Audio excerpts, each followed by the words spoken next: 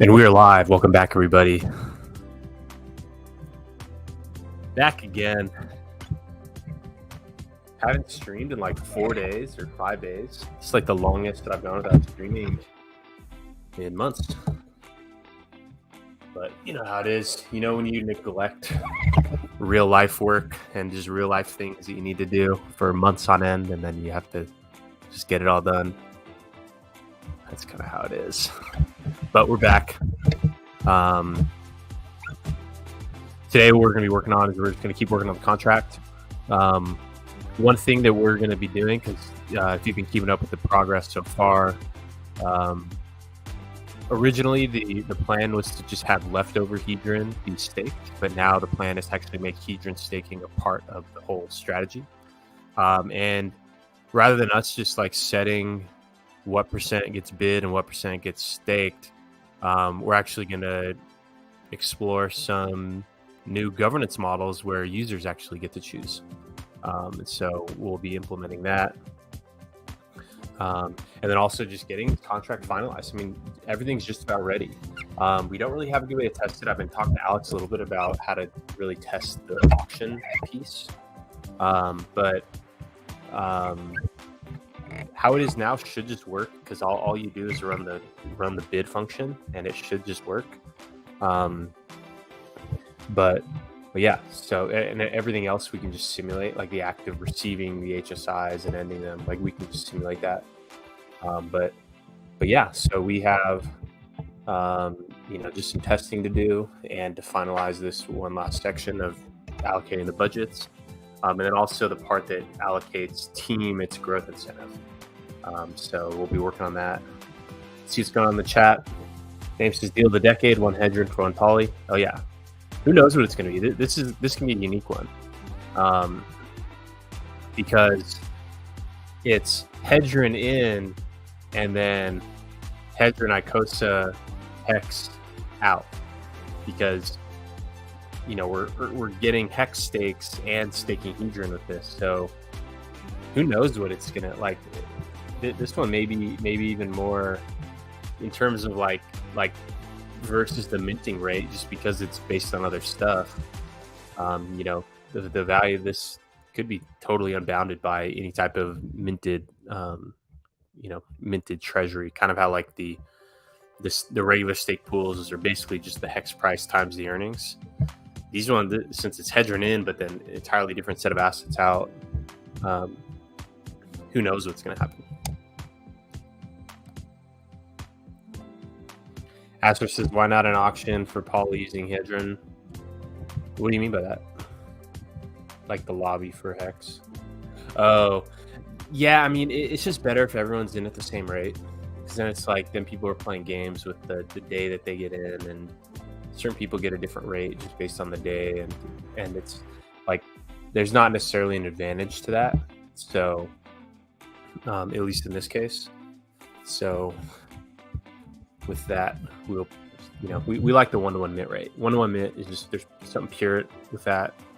It's of the natural order, nothing crazy, nothing confusing, no extra. Even though some people definitely like just the entertainment value of like added game theory, there's really no benefit to having some type of like variable rate in this, at least in this. Who knows in the future what could happen, but at least for now, we like the 1-to-1 rate. When it comes to unstaking HSIs, is there a plan to acquire / guarantee that ETH through a contract amount? Nope. So it'll be just like normal ones where anyone can, run the function to end a stake. And so, I mean, a contract that I have built, but I haven't like tested or deployed it, is a type of gas pool that lets people pool Ethereum to incentivize the stake to be ended, where it reimburses the person who pays the gas to end the stake. So maybe something like that will be launched in time, but there's plenty of time to deal with that.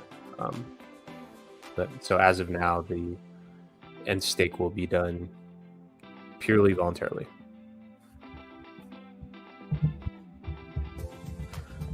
But first, why don't we take a look at the charts and let's look at what's going on.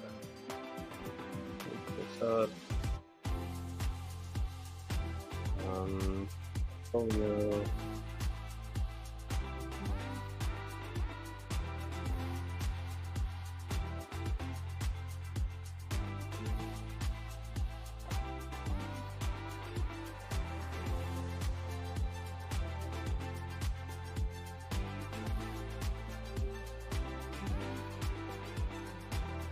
Okay, so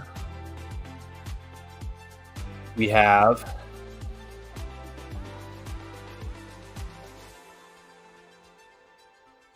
team is worth 1.75 hex compared to 1.943. So compared to Maxi, let's see. So 1.755 over 1.943.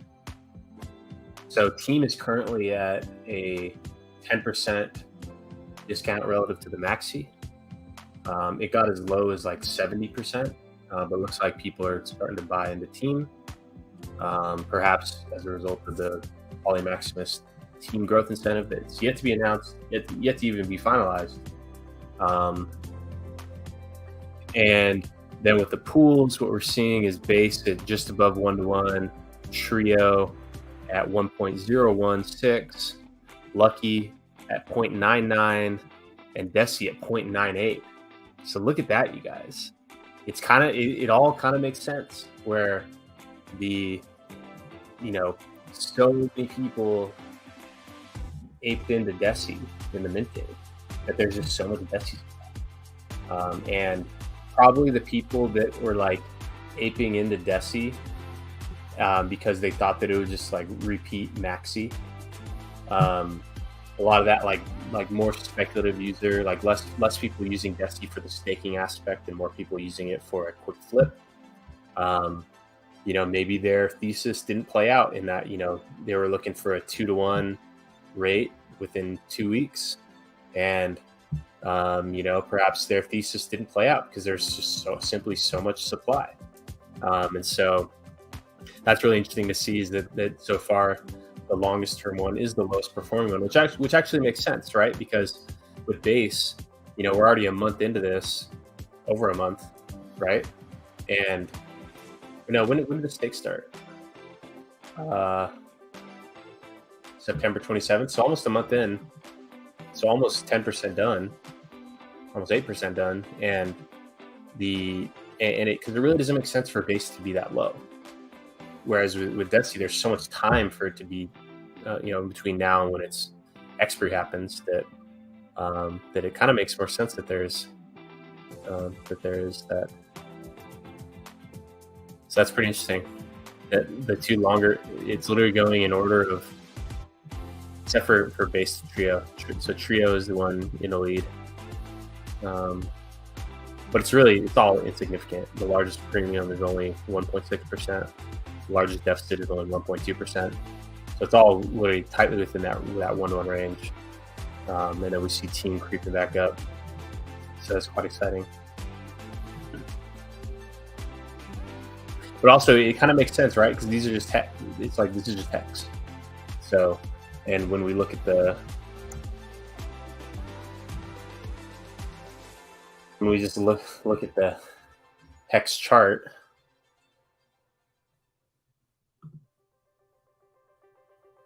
it's like hex is just flat. Like when we look at, let's zoom in just a little bit.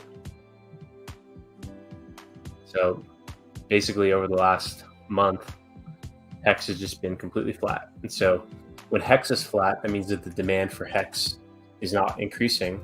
And if the perpetuals are simply just hex, but wrapped up, the pre-stacked hex, then it kind of makes sense that it's, going to hug relatively flat. But this is actually a good sign when we look at the, the hex chart in general. So this one doesn't show the first year, but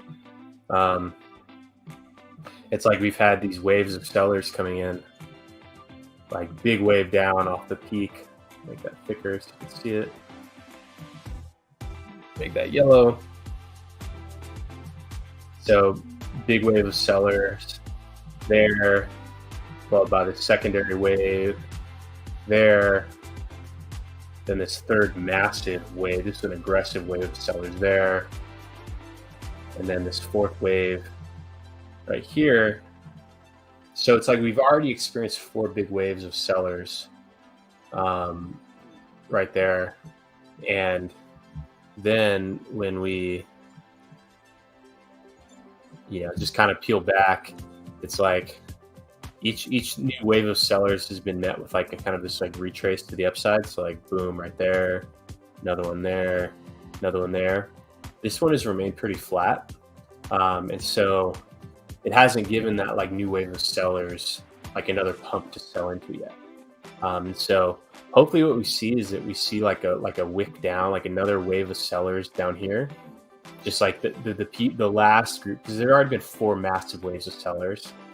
But like once we see like another wave of sellers, like the group of people that's like waiting for one last pump, like the people that sat through all these pumps and then retraces, maybe there's like one more group of these people that are waiting for another like little pump, and then they get impatient and they just start selling. And then once that group of sellers is exhausted, then I think that's when we can see something like just like a big move up, like back to levels like this. We gotta, frankly, there's too much salt. We need to purge the saltiness. A lot of salty haters, and they really need to get purged. And ideally, they get purged down here. And so I think there's probably one last wave of sellers to fight through, and who knows how much they have to sell, and when they sell. But hopefully, we get one last like shakedown here, so that this last group of sellers has to sell at these levels. And then they miss out on like a 10x right here, back to this mid-range zone. So that's kind of what I'm hoping for, is that we have one more wave of sellers, and those guys get wrecked. Because that wealth transfer has to come from somebody. So why not from a salty hater to yourself? Lucky 7 like president. That's right. Oaksville, KD. Public functions are low-key pretty useful. Yeah, I mean, that's what makes it all decentralized, right? Is that it doesn't require any one person to run it. Anyone can do it. Go perps go. That's right. Use the log. It is on log.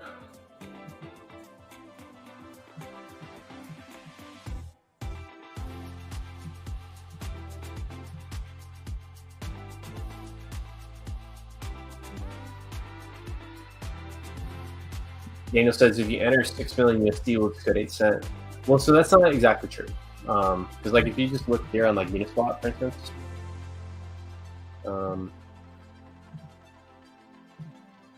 so like say 1 million.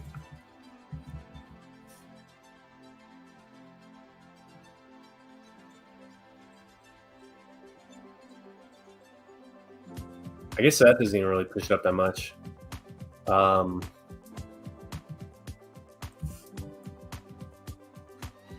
Let's go to 10 million just so we can see.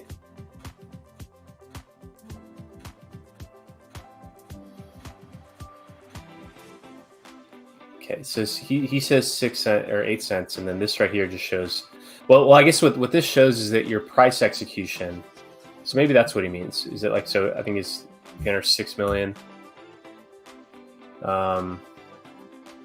Maybe this is halfway in between. So 3 to 4, and then because I think what this indicates is that like that's your average execution, meaning part of it gets filled below, part of it gets filled above. So not exactly sure what he means by that, but like any one big buyer like that gets like met with like people selling it down.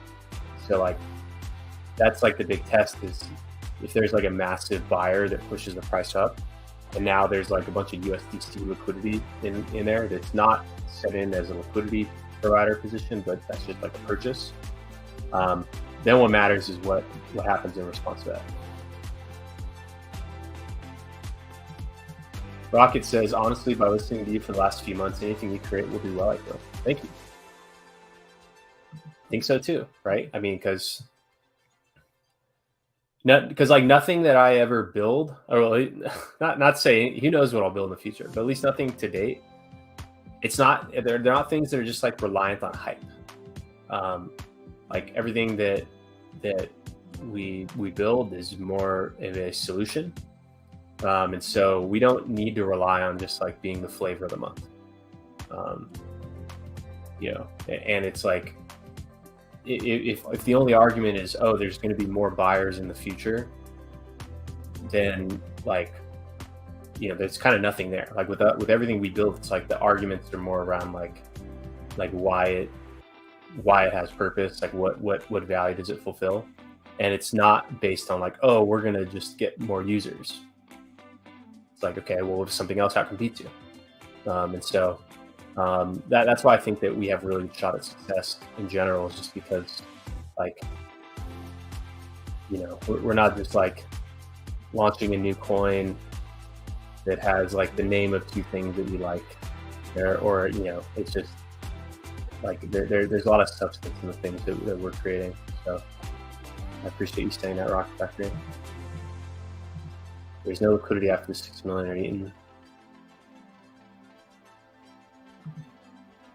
Things make our investment in the true sense for sure. Yeah, it's like not just like, it's not just like not just riding the wave. Like these are like things that are direct value adds to everybody. So in my dream, Ben Mala joins in with 50 million USD and Hex is 7. Who's Ben Mala?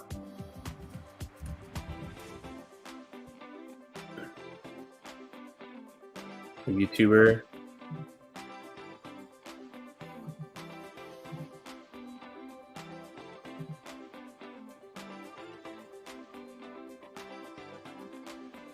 Who's Ben Mala?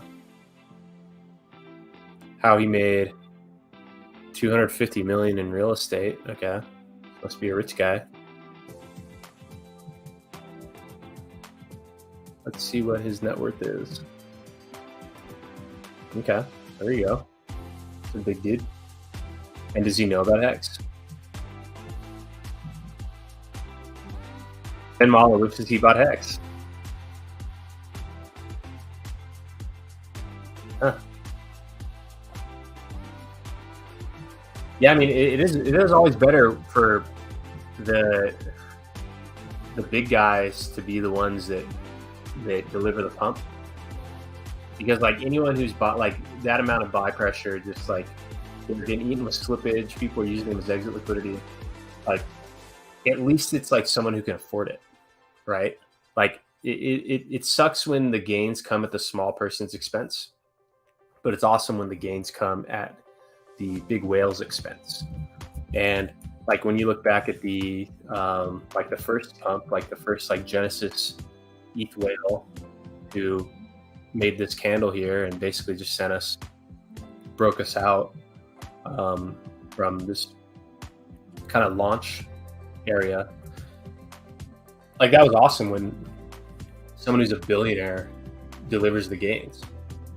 But what sucks here is that most people buying like this last 100%, like basically from 25 cents to 50 cents, maybe even more than that, the last like 200% maybe, like basically anyone who's buying above 12, when you like, you know, and even when you look at the poll that I made the other day,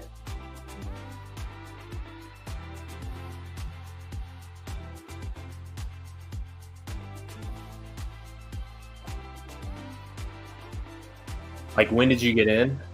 So these are my followers. So I have what, 6,400 followers, and most of them came in the last year.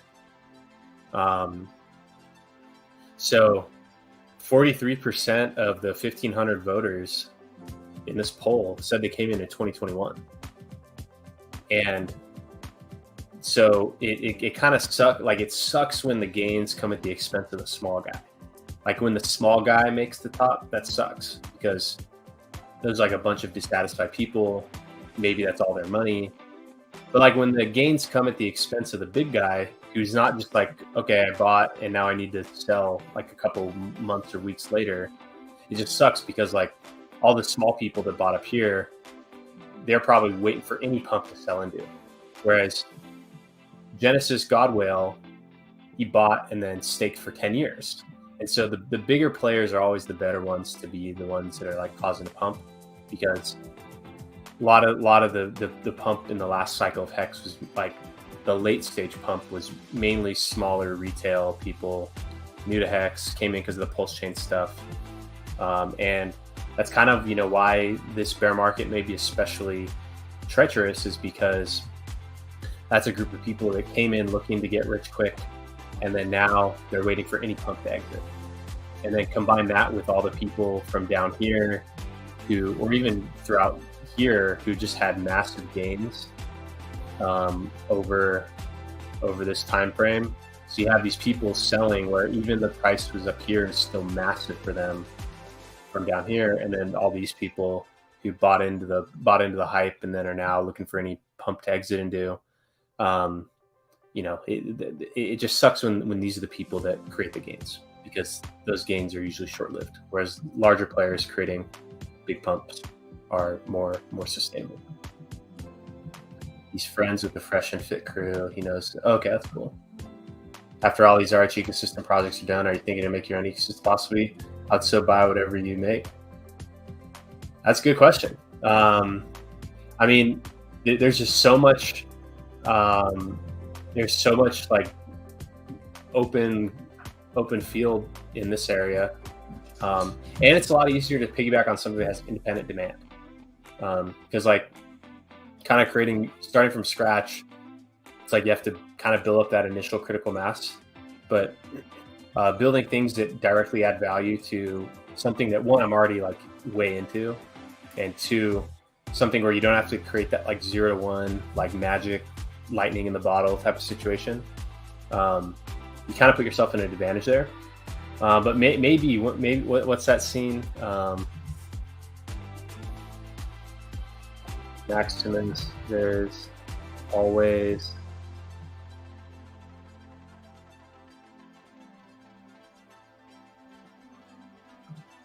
what's that?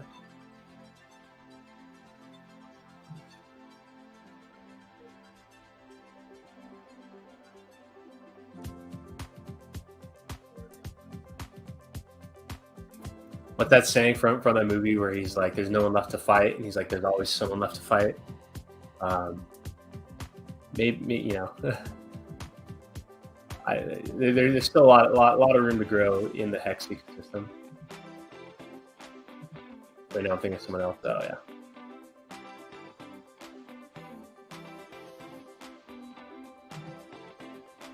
I just saw some nice pictures from Palawan.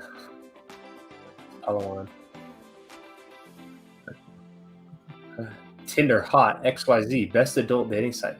Who are they trying to get to click on this? Like, fuck user.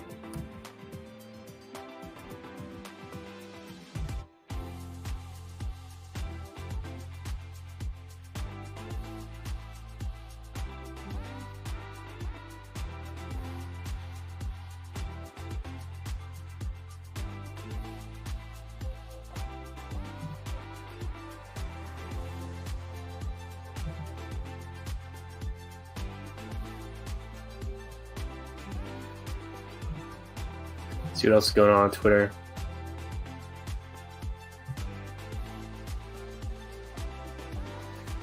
Okay, so this is an interesting thing.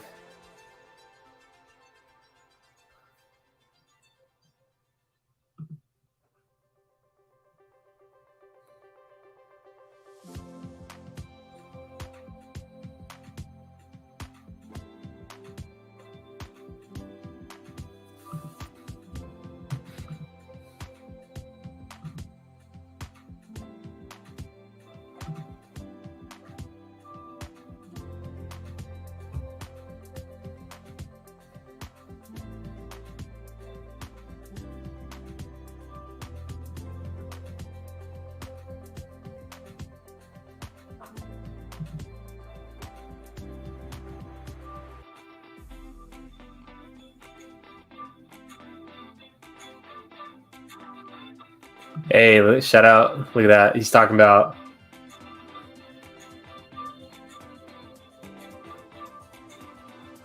how launch in free and complete. I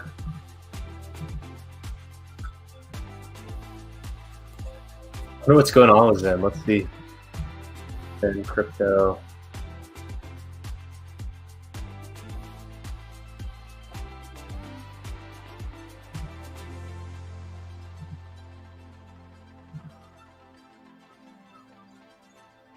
It's kind of what you'd expect, right?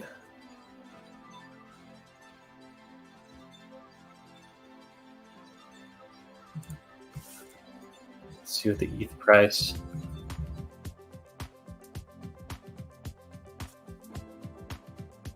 Oh my God, 45 GUA gas. Is it still a guzzler? What was the function?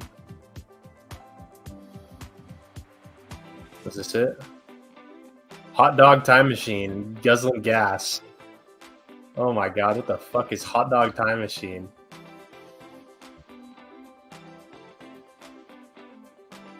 What the fuck is this?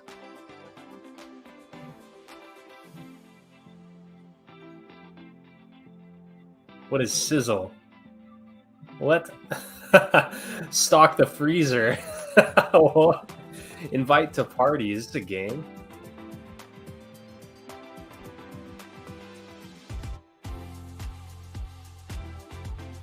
What is hot dog time machine?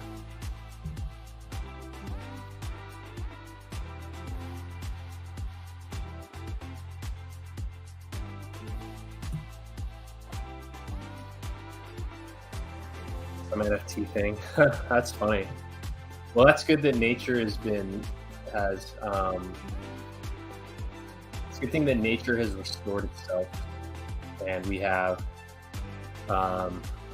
NFT projects called Hot Dog Time Machine back in the Gas Guzzler lead.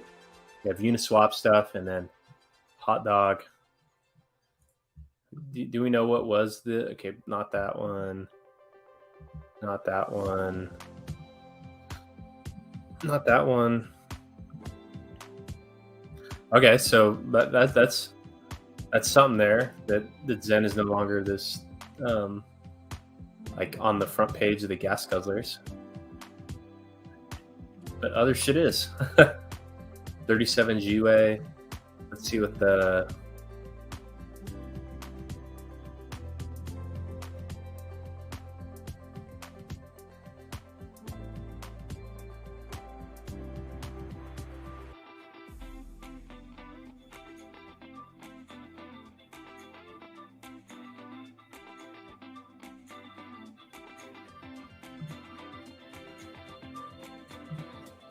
getting on my estimate. I'm waiting 10 years for Zen. Looks like you're gonna have to. But if you have to wait 10 years from now, then wouldn't the people that wait, say, 7 years, outperform?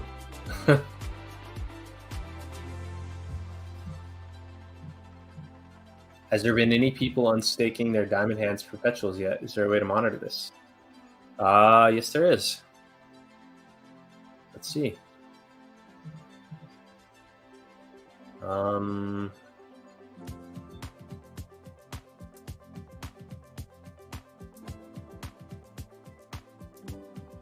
Let's see.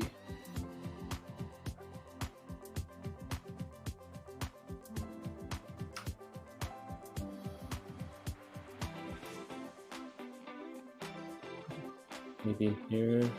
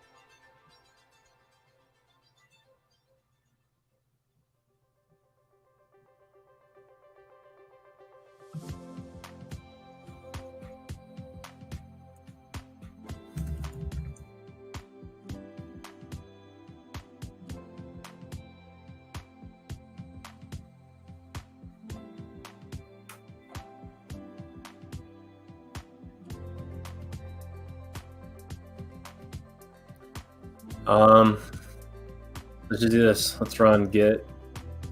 Let's just see. Anvil.server.call. Hit diamond hand early in stakes. Let's see base.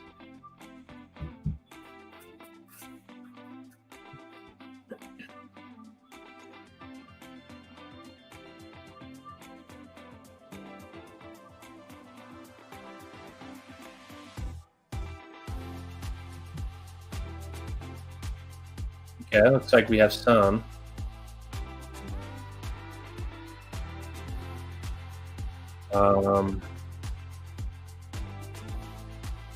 Okay, it looks like outside of the test one that I did, we had 22,000 early unstaked from base. Trio. Let's see what's going on in Trio.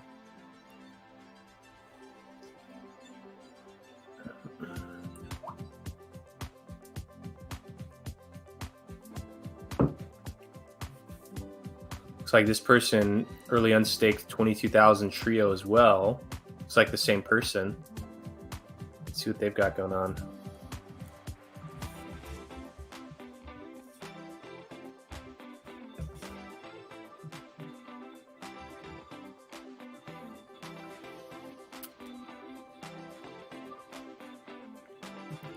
Yeah, this person early unstaked.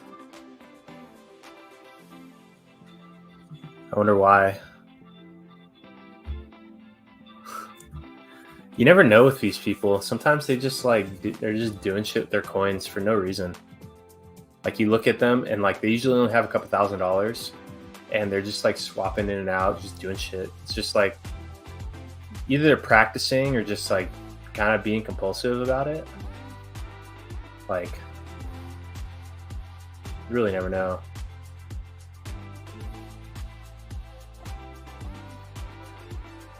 But let us thank this person for early unstaking and bearing the penalty, right? Because that's about 20%. So 0.2 times 22, 1, 2, 3.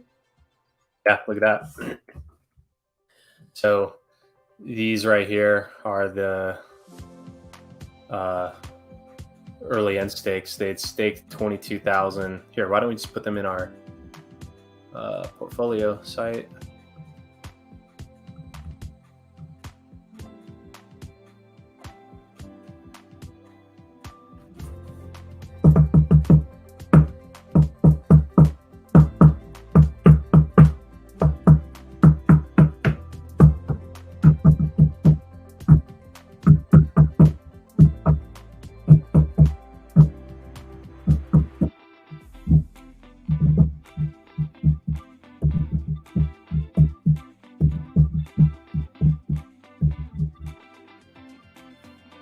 Okay, so our friend here literally they early end staked for no reason. Like truly no reason. They still have their, that's so funny. You see here that they had this person early end staked 22,000. Yet when we go and look at their thing, and because of the 20% penalty, so that person basically lost.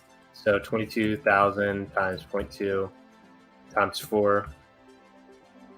They basically lost 17,000 hex. How much is 17,000 hex worth? They literally lost $580 for no reason. Come on, guy. What are you doing?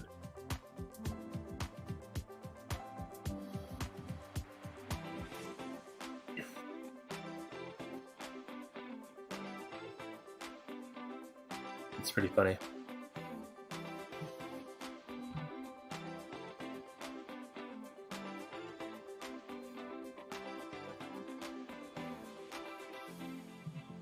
Darwinism. Get your dogs. Hey Dave, how do I get back in the Telegram chat? I got banned for thunderstriking scammers. I don't know what you mean thunder striking, but share your name here. I'll add you back.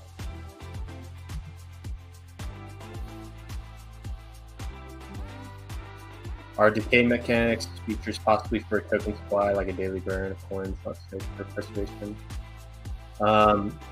So there can be. So it's not so much like a daily burn of like other people's tokens, but something called a rebase.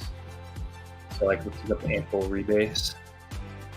So the rebase is something that Ample does where it has either a positive rebase or a negative rebase. If it's a positive rebase, everyone's liquid tokens are multiplied. And if it's a negative rebase, then everyone's tokens are divided. So if there's something like if you're not staked, like especially if staking is done through like the burning then reminting mechanism, you could do something like a perpetual negative rebase where every day the coins are not staked, they're experiencing some type of decay. And you do that gasless, well, not gaslessly, but it doesn't require a burn to be applied to every user's tokens. But instead, it's basically like a trick with how the numbers are displayed. And because it's happening equally to everyone, it's like it's just not happening to anybody. But where you basically just like scale the supply down. And I think it's done by scaling the decimals. Like, let's look up how does ample rebase work.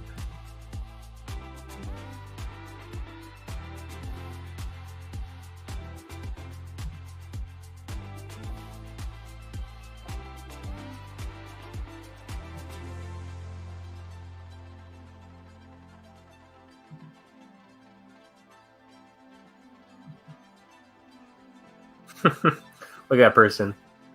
They took 540 ample forth from my KuCoin account. I don't know what to do.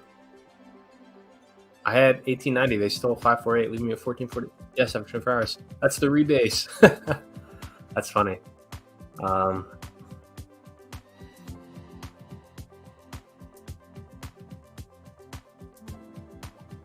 see how. Okay. Supply delta is total supply times exchange rate minus target rate. Okay. So then how does it do it? We want to know how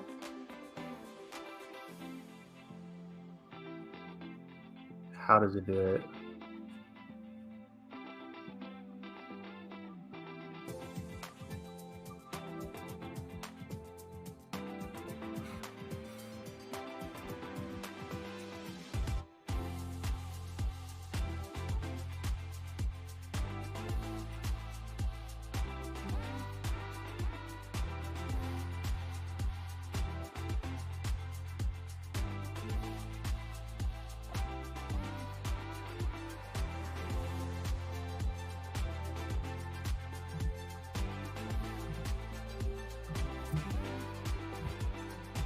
Ample smart contract rebase. How to liquidity.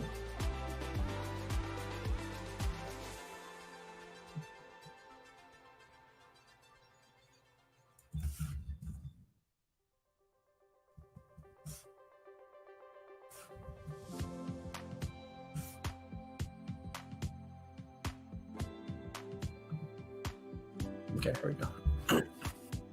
Of course.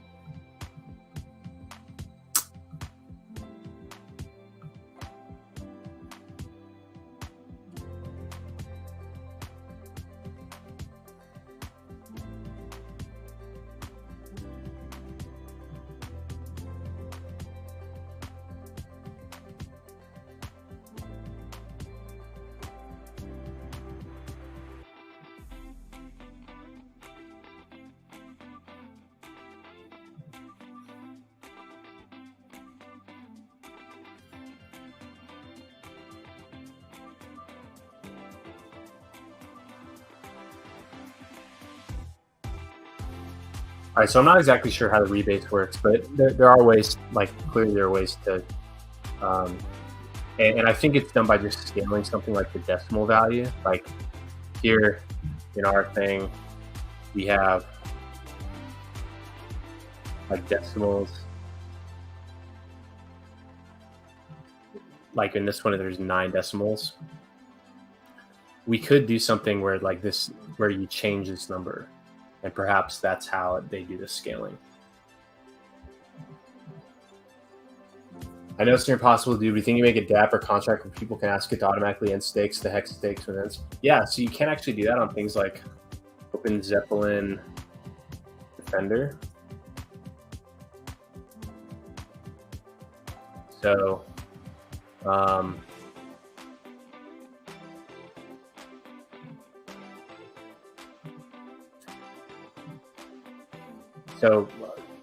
I've shown that tool on here before, but Open Zeppelin Defender, it basically is a tool that lets you like pre-fund a wallet, and then that wallet can be used by any script that you write. So you can basically write some simple scripts that do things on behalf of a wallet. So since that isn't the wallet that your stake started with, you can't end the stake, but you can run good accounting on it, which will take care of the big gas costs and end it on time. So what you can do is you could create an Open Zeppelin script that runs good accounting on your stake, and then what it does is it has your like, so it'll run that function, you know, whenever that stake comes due, and then you would have to go and actually run end stake. But that would at least do it where you don't have to worry about forgetting. But that's kind of the only way to automate it. Solo here. Oh, what's up, dude? We in the building. Love and tunes. Thanks, man. If you understand the crazy, you are crazy. It's probably finished. Almost. The bulk of it's finished. There's just a couple details that we should start working on now. We've been on live for 43 minutes. Haven't done any work on it yet. Pretty quick, goofing off. Rebase is interesting. Kind of pushes you to stake even more. Ampleforth is RH said a lot of swear words. Why you believe? I don't know. Well, Ampleforth is awesome. It's really awesome. It's an amazing innovation. It's like not something that you buy and hold because, like, I know it's on here. So Ample. So like, this is the. When did it start? Let's see if we can find the all-time Ample chart.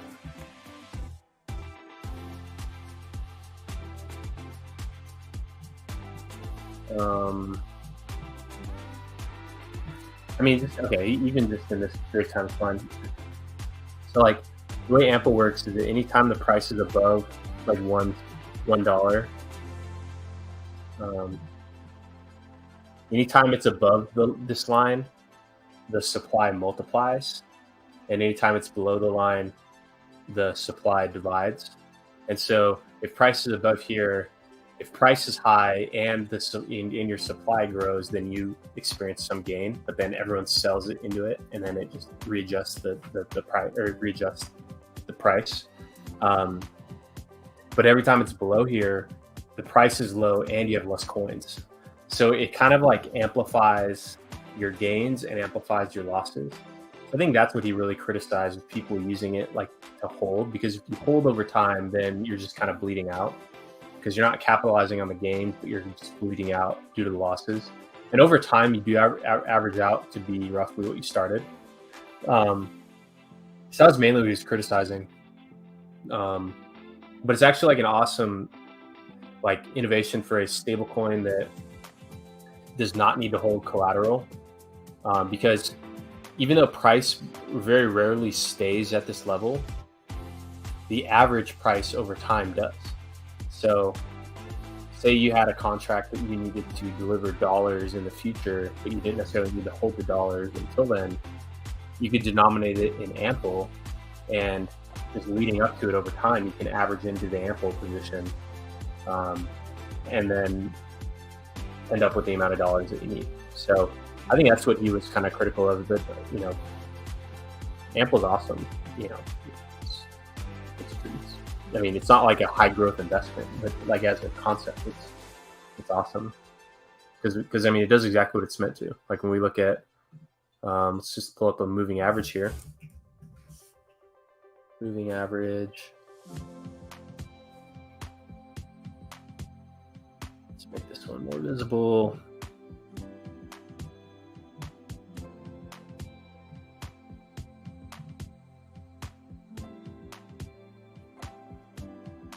So this yellow line is the moving average. Let's make this a long-term moving average. Like this is a weekly, so let's look at like a 30-week moving average.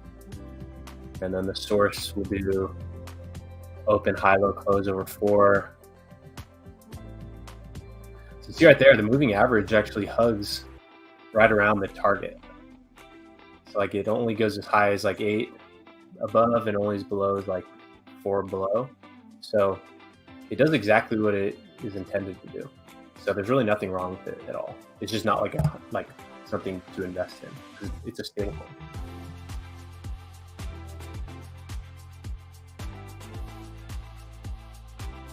I like how Velodrome uses the rebase blockers. It helps balance the voting weight that goes down over time.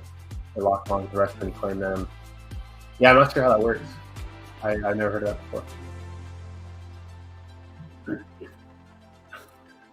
Well, anyways, let's get into what we're going to work on today. So kind of where we've gotten to so far is that we deployed our our testnet version, and then we have like the tools to interact with the contract. So, but there are a couple things we need to add to it. One is the thing for users to vote on how much is going to get staked and how much is going to get bid. And then also the amount to think team with. So why don't we just start? So we know that during minting is when we're going to actually do the voting. So we have an mint amount. So we're going to have uint P56. It's going to be a number between 0 and 100, and it's going to be bid budget. And then, so we also need to require that bid budget is less than 100. Okay. Less than or equal to 100.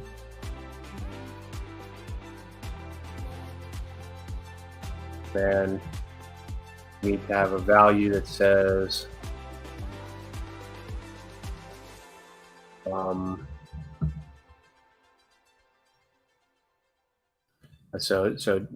we need uint P56 public bidding budget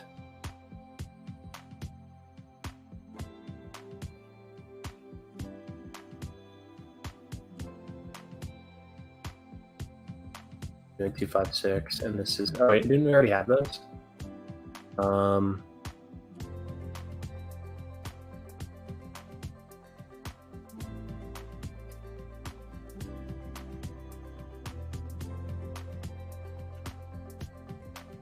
Oh yeah, total bidding budget here, okay. So here is something we show this bidding budget percent. But let's think if there's another way to do this. So public staking budget. Okay, so we want this to be just like effectively the average of everybody. So one way to do it would be to where if this is 80%, so say like they pass in like a budget as a percentage.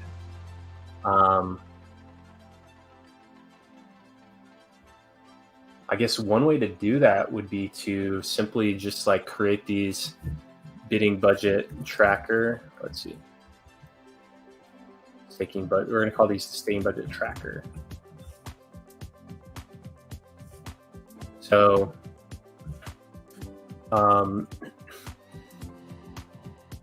And then we have, so bidding budget tracker equals bidding budget tracker plus bid budget times amount divided by 100.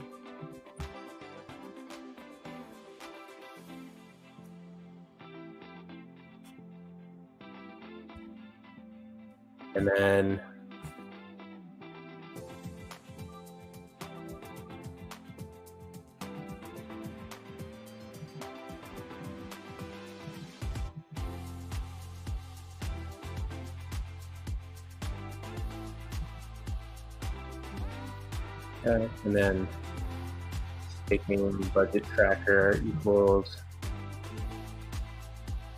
100 minus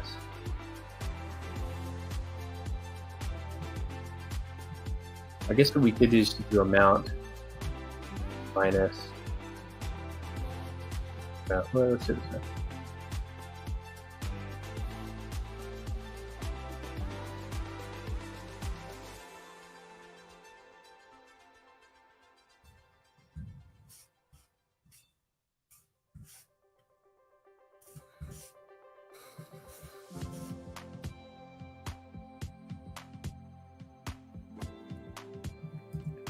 Okay, and so in this case, we have these two values that are just going up. And then what that should mean is that the ratio of these relative to each other should equal out to be whatever the percent is, because and then like now we have the bidding budget percent equals, I think, bidding budget tracker divided by staking budget tracker.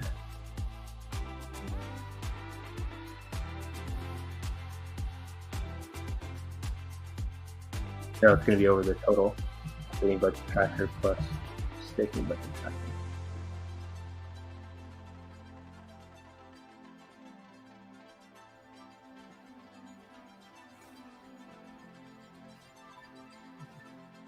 Pepe asks, do you see any other programs I should use besides Python 3?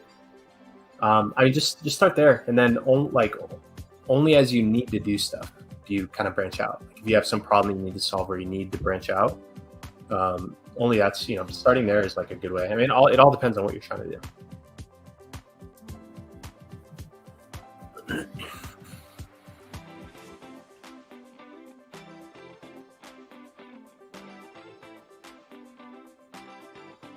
Right, because, okay, so how can we test this out? Just come to here, and then we'll do something here, just like on the launch. Let's do like a test of this.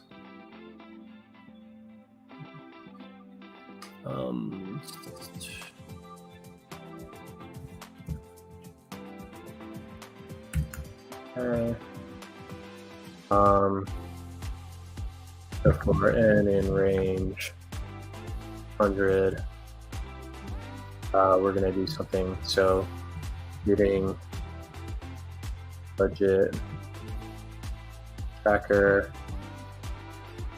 0, staking budget tracker 0. So then we're going to do, so let's copy what we just did here.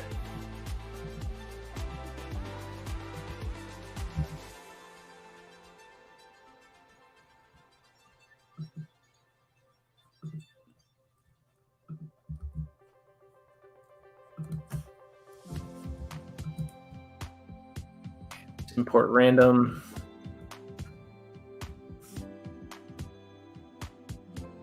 Okay. So for each one of these, we're going to do like an amount. So amount equals random rand int between before we do that, one second, guys.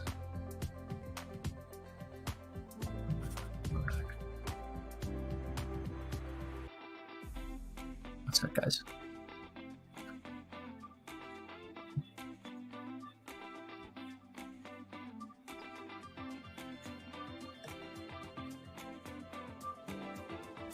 Let's go to the dip catcher channel.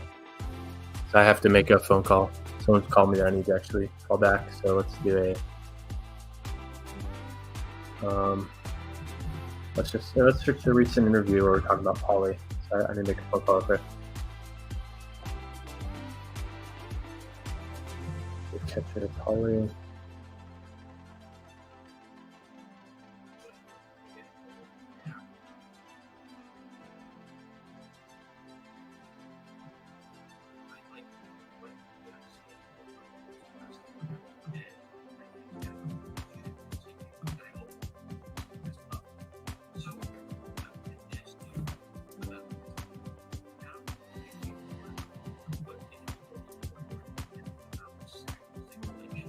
Between Polymax and Hedron. All right, guys, I'll be right back. How would you say they complement each other's utility now? Like, how would you say like Polymaxy now complements Hedron and vice versa? Yeah, I mean, so kind of at the high level in general, there's a lot of symbiosis between just like Maximus and Hedron. I mean, Maxi, that's going to be one of the largest Hedron holders because it earns at the 5x bonus, and it's like the largest. I mean, now Desi's larger, but at least of the new stakes earning a bonus, was like one of the largest earners of Hedron. So so for Maxi, integrating Hedron is like it was awesome, just the timing of it all, where we were able to launch right after it did. We could get the bonus, and we get a lot of Hedron because Hedron has a lot of upside, and so we benefit from that naturally. And then also, since Team. Part of Team's growth incentive is that it gets the Hedron from the perpetuals. Then now we have a big value driver in the Team income comes from Hedron too. And so just like awesome. It's just because it like naturally aligns an incentive there, where it's like that's a big value proposition for our suite of products.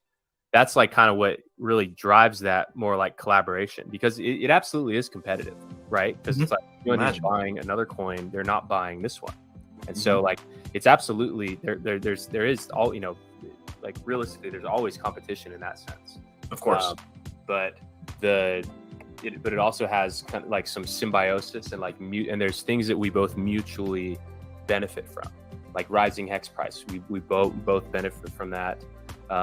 Less people getting scammed. Like I if someone's not gonna put their money in a Maximus contract, at least put it in something else that's great, like Hedron. Don't be in things that you're gonna get yoinked.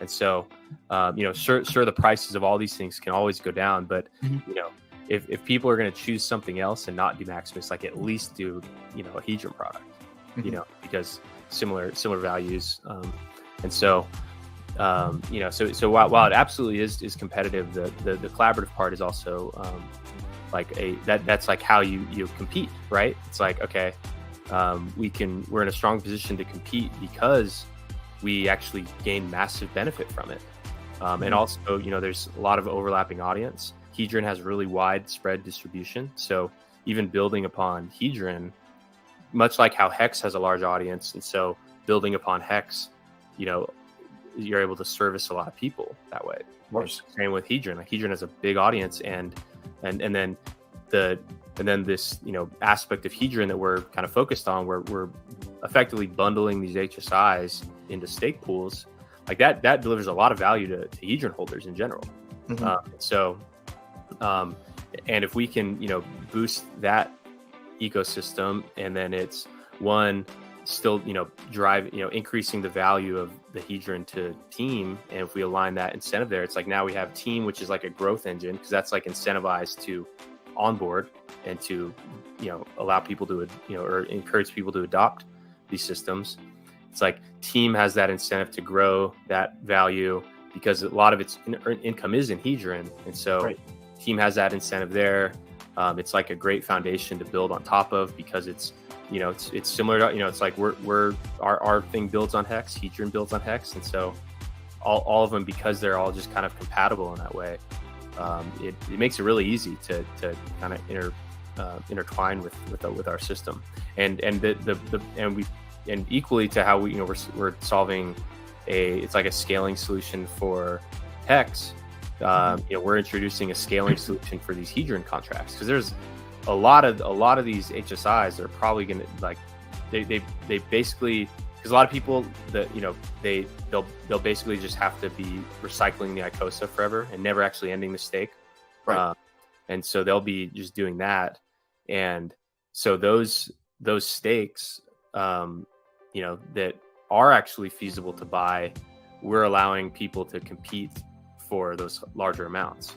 And so, we're solving a problem that people would have faced had they, just bid on their own in these auctions.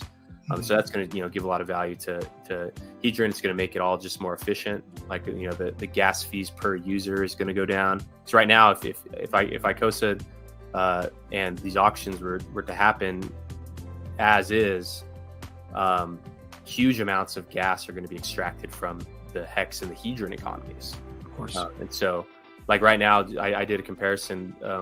Over the next 15 years, the Maximus stake pools, which have about, like, in total, including, or so not including Maxi, just only the perpetuals, there's like 3,500 people that are spread out across 21 total stakes in that 15-year period. And the gas impact of all of the ICOSA HSIs over the next 15 years is something like 1,700 times more gas consumption from those stakes. Wow. And so we're trying to just increase the gas efficiency of the ICOSA ecosystem, which will help keep more money in the hedging ecosystem and in the hex, kind of by extension, the hex ecosystem. So, like, basically all the same, like, user benefits and ecosystem benefits that apply to hex due to the hex staking pools also apply to Hedron with this new Hedron bidding pool. Exactly. And this purist approach, this desire to allow people to be in complete control and not have to succumb to astronomical gas valuations, and bringing together principles of both Hedron and Maximus and benefiting both parties, is exactly what I like to see in this community, because you see this sometimes, these disagreements on Twitter. And the reason why I connect this to this is because this sets a precedent of collaboration. It sets a precedent of each other working together, and how this benefits Hedron, and how Hedron now benefits Maximus, and vice versa, and keeping everything in the hex economy, because the hex economy is going to continue to grow. It's going to continue with new onboards, and with solutions like Maximus that are able to scale and assist in that scaling notion, that will entice more people to join the hex ecosystem, because they won't have to worry per se about gas fees, one, and two,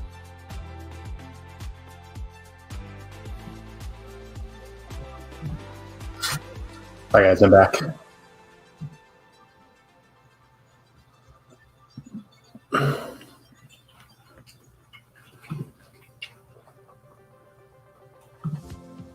Okay, so what we were trying to do here is we were trying to just work through the math on this. So here we're just gonna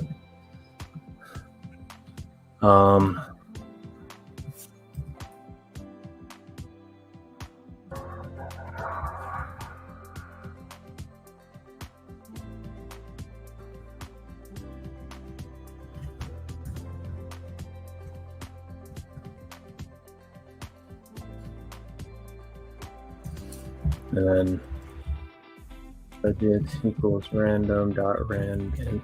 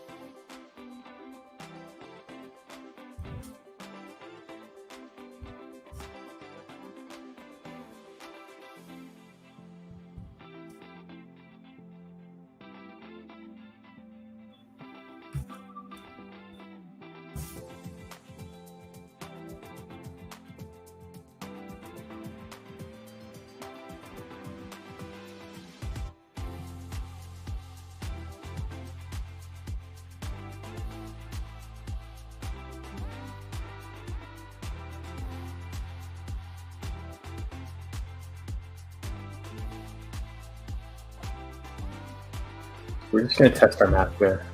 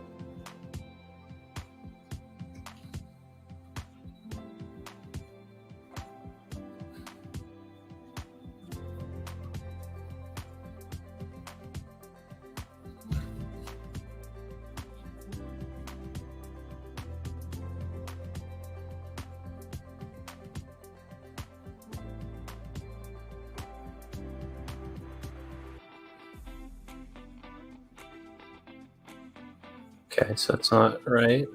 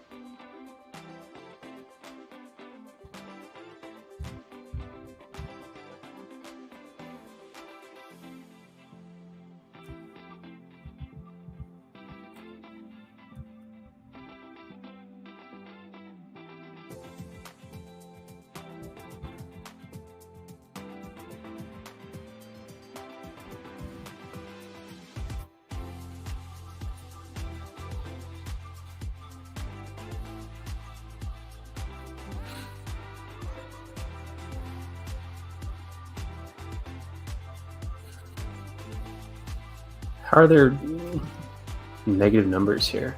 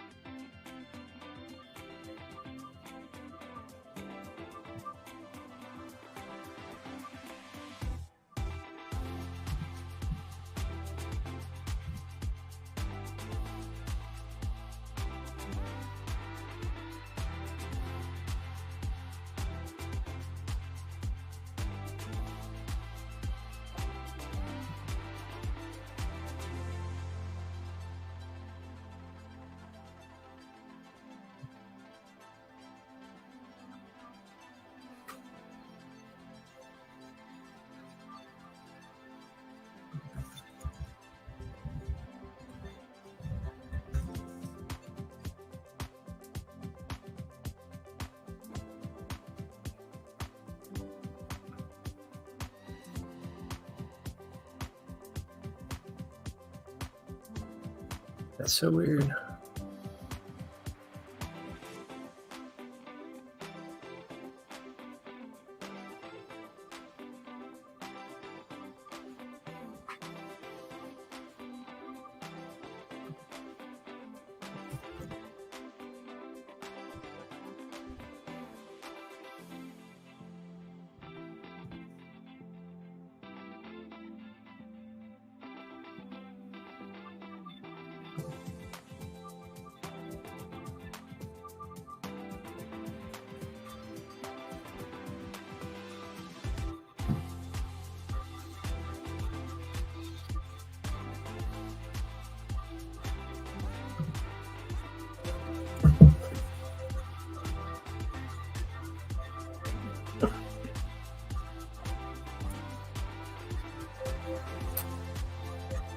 Okay, so we should see that if these are average, you should see the bidding budget trend to 50%.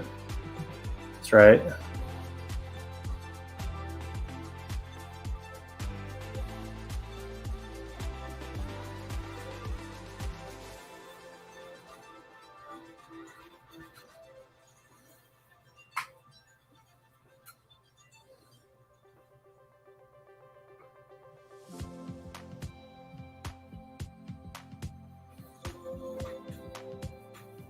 That's so weird that it's showing negative numbers.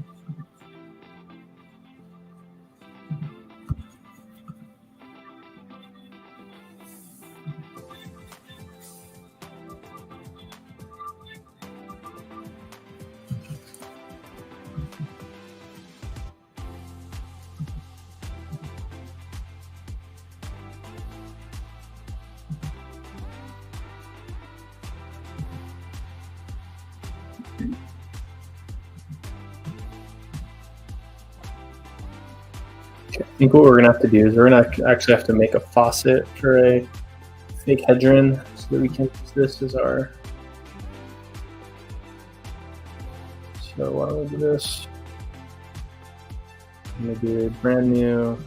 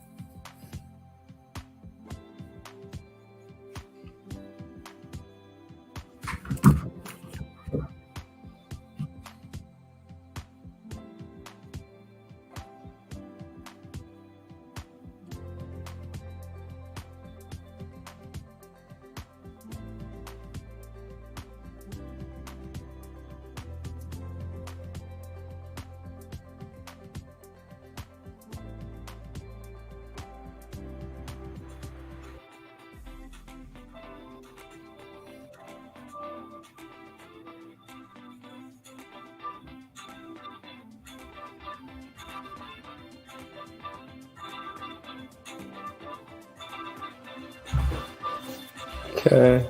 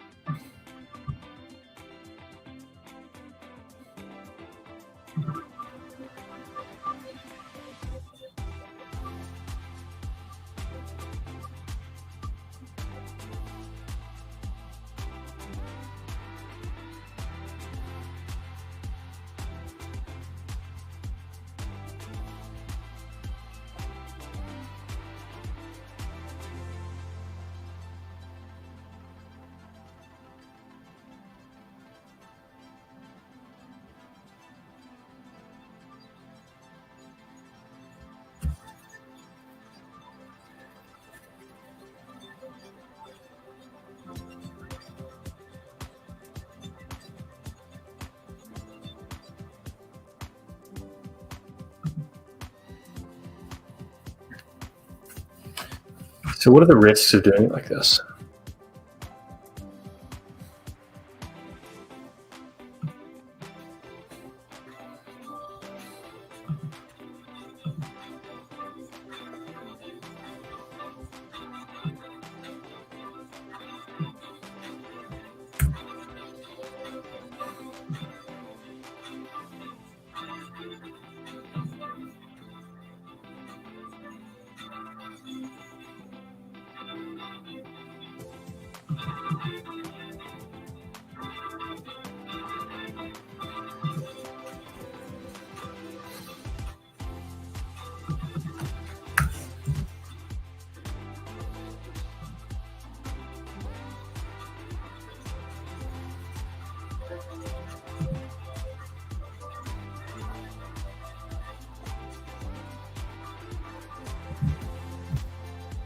Well, let's tweet this out.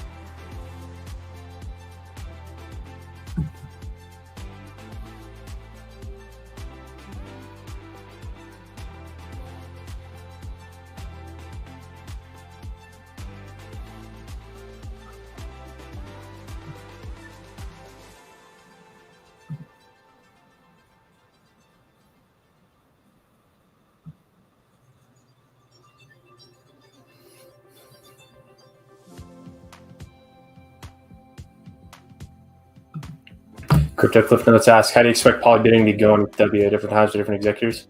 I don't know. I like barely think about the other chains. So who knows? Let's see. Decide as we get closer.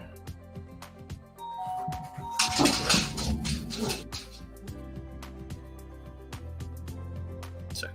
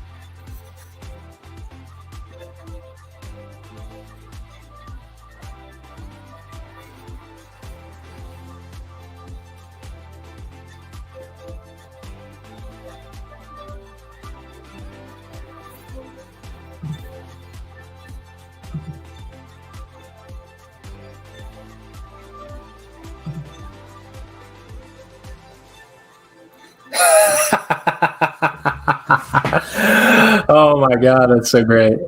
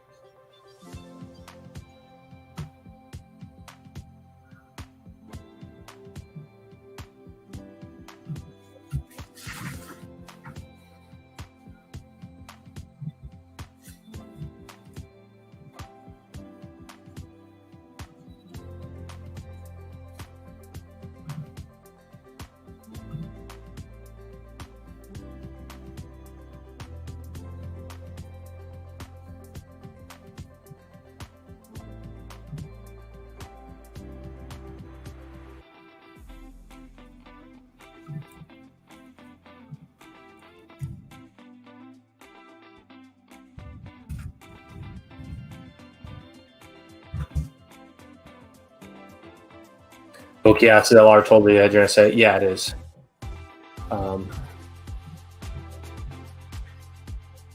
SA, Icosta contract. This guy is who knows, and then this is the hedger and deployer. So 25 plus 45 is like 70% is SA hedger and deployer related and Icosta contract. Let's see what this guy is. C4, is this that big hex whale?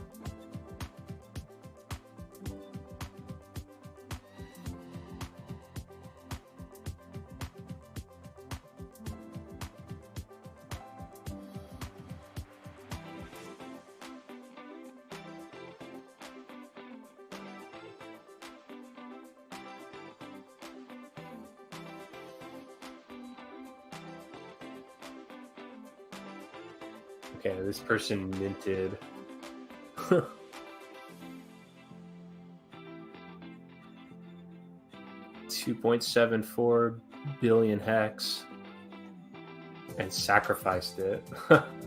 Jesus.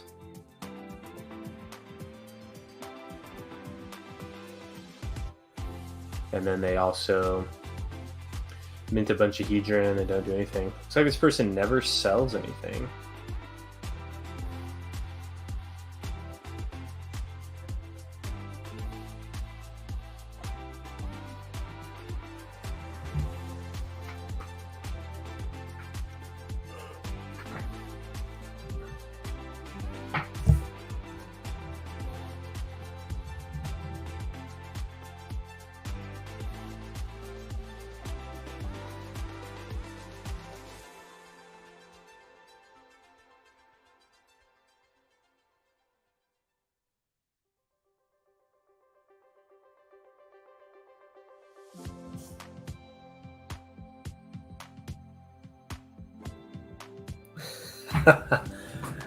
Always sounds a good idea. He says, just give them a stern finger wagging warning to not manipulate the voting.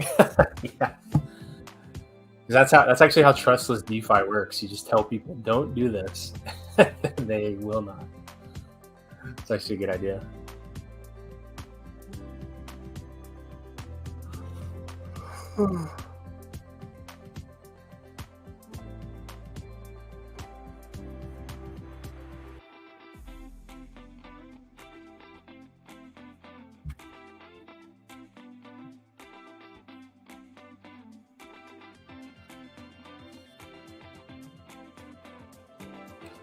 Oh my God, look at that adorable kid.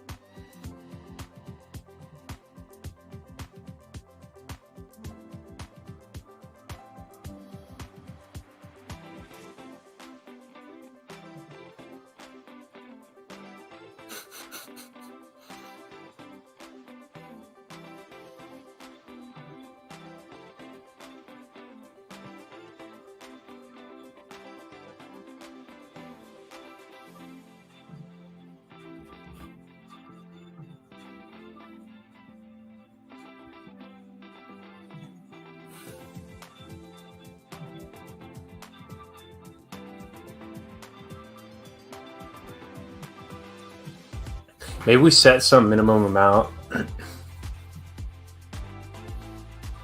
Because here's what happens. Look, so we just did some testing right here. Bidding budget.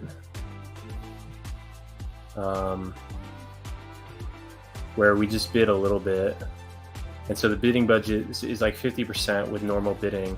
But say someone comes in here with like 1,000 times more than what everyone else has combined, or even just like, okay, so total, just get the total supply. So that's how much has been bid so far. And then let's say that this person is 100 times larger than the total. Or let's just say 10 times, because that's a little more reasonable. And let's say that they want 0 bidding. So the current bidding budget right now is 50%. But if we do this,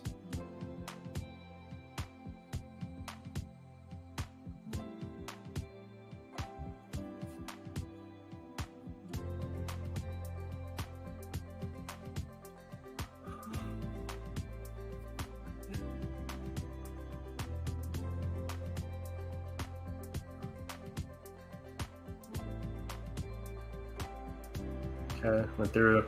So with someone who has 10 times as much as the rest of the pool, let's look at how much that impacts the bidding percent. So they took it all the way down to 4% just by having 10 times as much. So I mean, that would be pretty shocking. I mean, if one person comes in with 10 times as much as everybody else.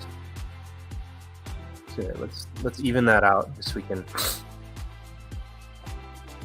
back to normal values. We can.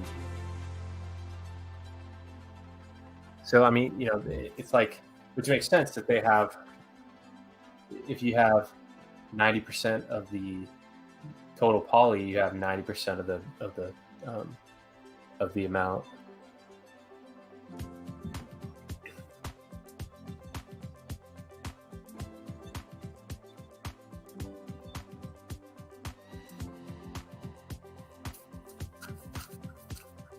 And I guess the other thing that we need to consider here is that if we have this voting, we actually have to get rid of the redemption during the mint phase. So it has to be a one-way mint, which actually makes a lot of sense because the redemption at the 1-to-1 rate is for the like that's more for the people that like that, like the redemption, because it's hex in, hex out on the pools. That makes sense, but this is hedron in and then hex out. That redemption actually doesn't make much sense at all. So we actually need to just do that.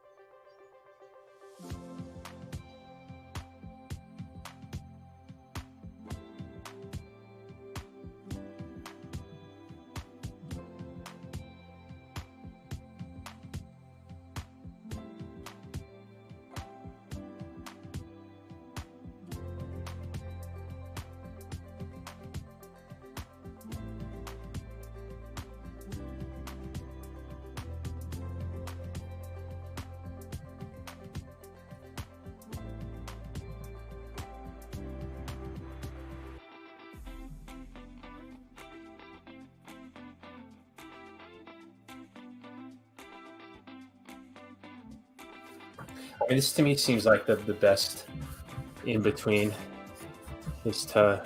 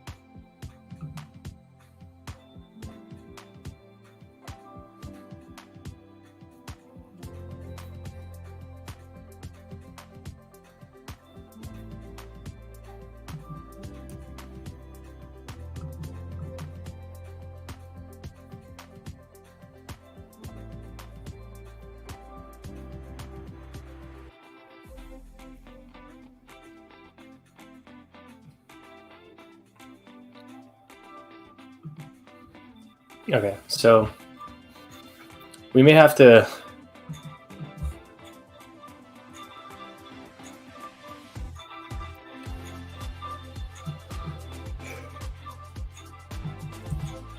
revisit just setting this minimum.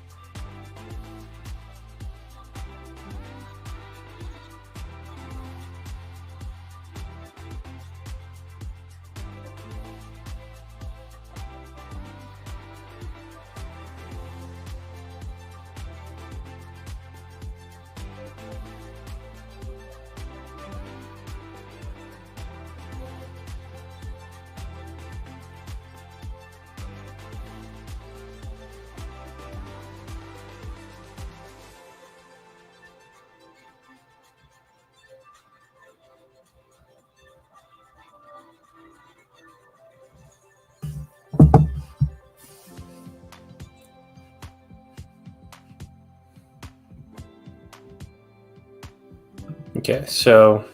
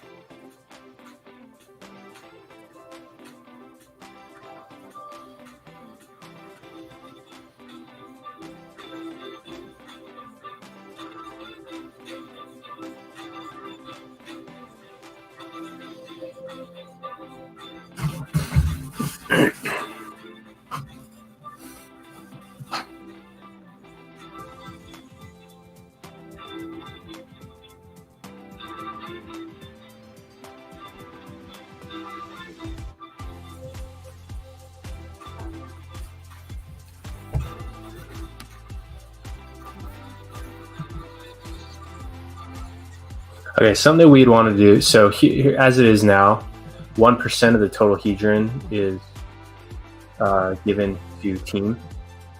So something that says thank you team.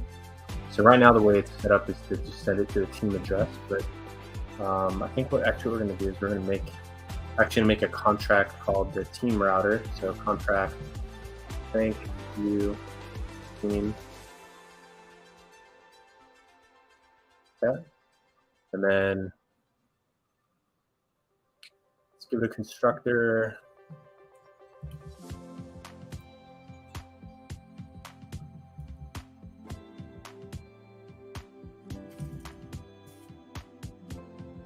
And then the team address equals. So what we want to do is schedule this so that part of it goes to the team in year 1 and part of it goes to team in year 2. So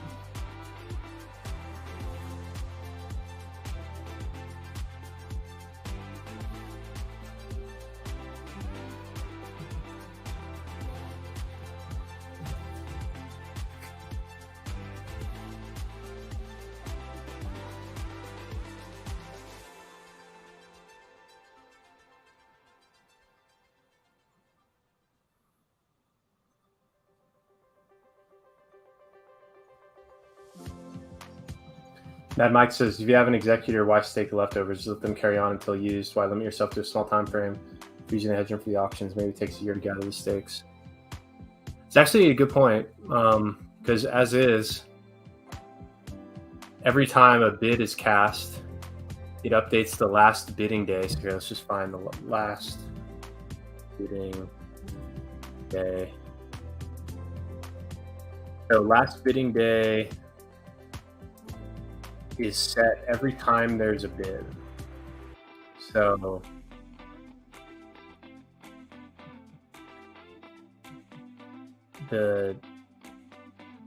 and it's updated to the current day plus 14. So every time a bid is placed, it like extends the bidding window. That is a good point, that it could just be perpetual. And then in that case, it's just always there. It is good to have it so that the bidding stops at some point, just because once it's redeemable, then you don't want like the hedgeron to come out from a stake and then the executor to be able to just bid on it. So there are some reasons why it's important to cut it off, but you have a good point that, what if in that first wave, there's enough left over to where it matters, and you may want to try again.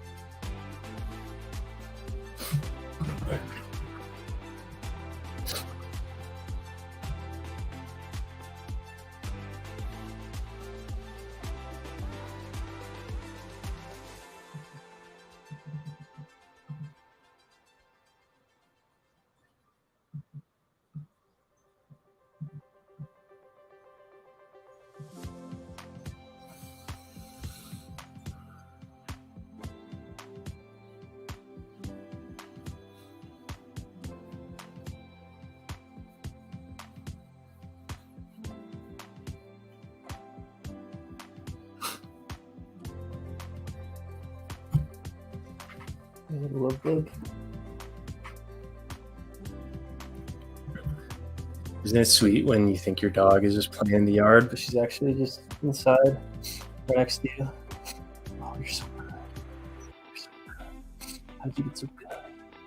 How'd you get so good? How'd you get so good, Sasha?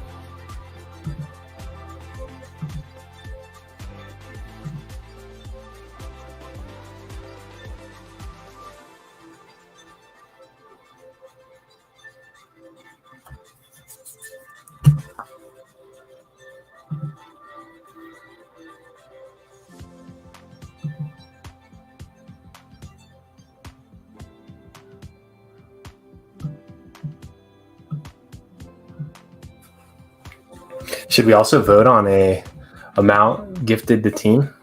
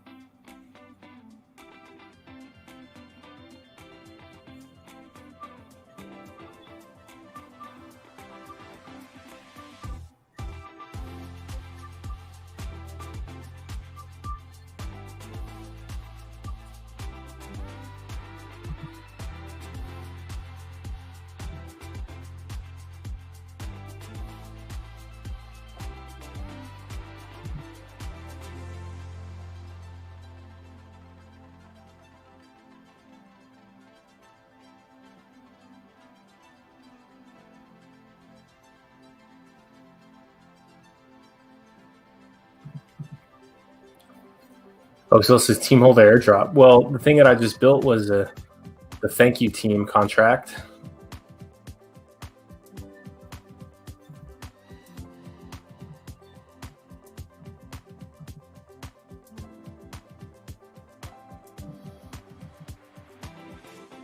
Where 1% of the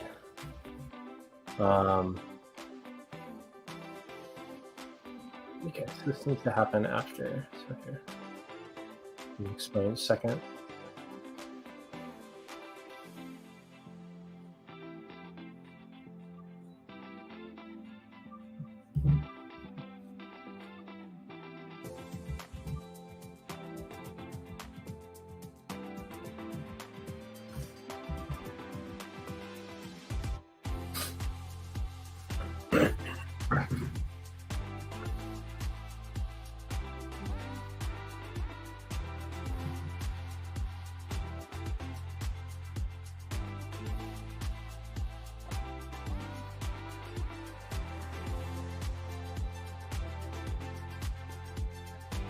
So the way it works is that there's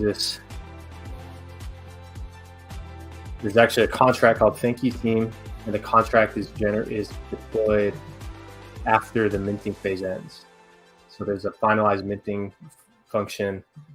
It deploys this says Thank You Team, and then what it does is it calculates how much to give. In this case, 1% of the total hedron is sent there. Could be more. Really should be more. Maybe it will be more. But just right here, 1% of the total hedron minted into Poly is now sent to this address. Thank you, team. I want to love you. Thank you, team. I want to love you. TYT. Thank you, team. You need some loving. TLC. To love and care. And I will take you there. So regardless, as of now, it's 1%, but that could change. Maybe 2%. I don't know. We'll sort that out. That's it to be decided upon. And that's how Poly thanks team for saving them 99% on gas fees and letting them have hedron staking bonuses. And so it sends this thank you team address, the hedron. So now what we do is we want to split it up across 2 years. We want there to be a reason to buy team and stake it for next year. So not only are team members of year 1 getting some, team members of year 2 are getting some as well. And then so percent of year 1 is say 35, percent of year 2 is 35. That is scheduled here in this function called schedule distribution, where it can only be run if it hasn't been scheduled yet. It saves to this schedule mapping for in period 1. It gets the IERC20, the hedron balance of the thank you team address times the percent year 1 divided by 100. So times that percent is scheduled to be distributed in year 1 or in period 1, which is year 1. And then schedule of period 3 is set to be the hedron balance of the thank you team contract address of that year 2, percent year 2. So it's scheduled to be sent to team during those years. And then mystery box amount, because last time the mystery box got something that worked out pretty well. So the mystery box is going to get whatever amount. So in this case, these numbers can change. These aren't final. In this case, year 1 team stakers get 35%, year 2 team stakers get 35%, and then the mystery box gets the remainder of that, which is 30%. So that would be that the mystery box gets 0.3% of the total hedron pooled. It's nothing. Should be higher, really. Frankly, it should be way higher, but maybe that's fair. These numbers are not final. But the mystery box amount is the hedron balance in the contract minus the sum of schedule 1 and schedule 3. And then that is transferred to the mystery box hot wallet. So this is just a filler one now. It'll probably be, let's look at probably this address. Actually, let's just paste it in. See if anything's happened. So it looks like this has done nothing. This mystery box has $800 of ETH. This is the mystery box hot address. So let's just use that. We'll use the same one.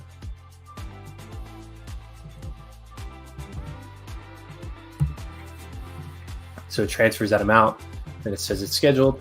And then once it's scheduled during those years, anyone can run distribute. And then what it checks for, make sure that it's scheduled. It gets the current period from the team contract. It gets the amount, so schedule from that current period. Now it requires that the amount is greater than 0, because this will be greater than 0 for ones that are scheduled, but it'll be 0 for nothing. So it won't let you run it on years that it has not been scheduled.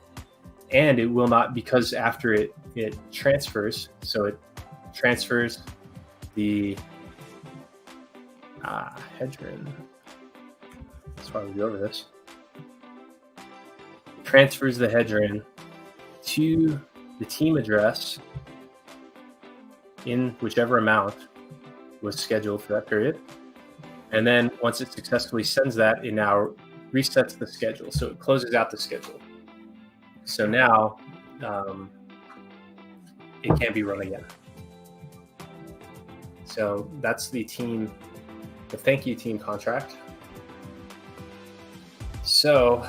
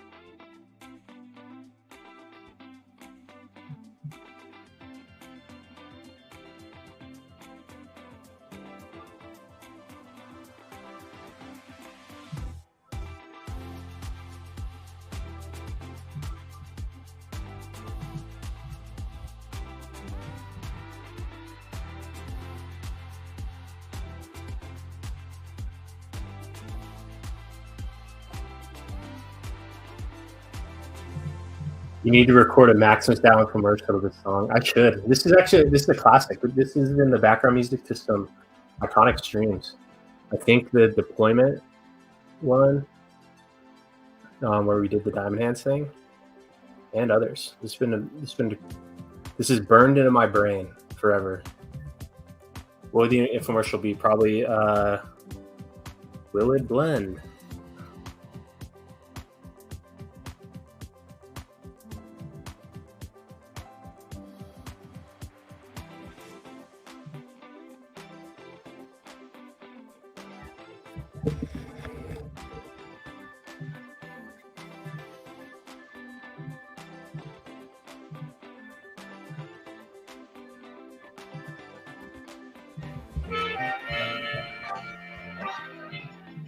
I love my new iPad. It does a ton of cool things. But will it blend? That is the question. Doesn't quite fit in the jar, but I can take care of that.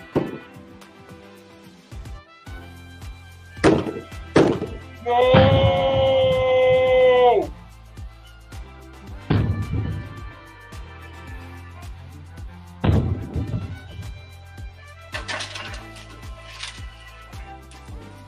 I knew I could get the iPad in a BlendTech Total Blender.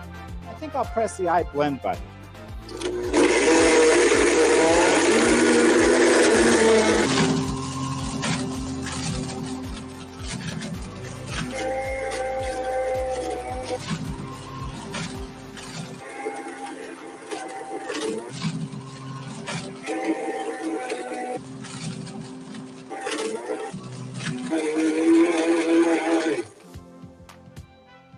Woo! Oh, pad smoke. Don't breathe this. Ah, that was one tough pad.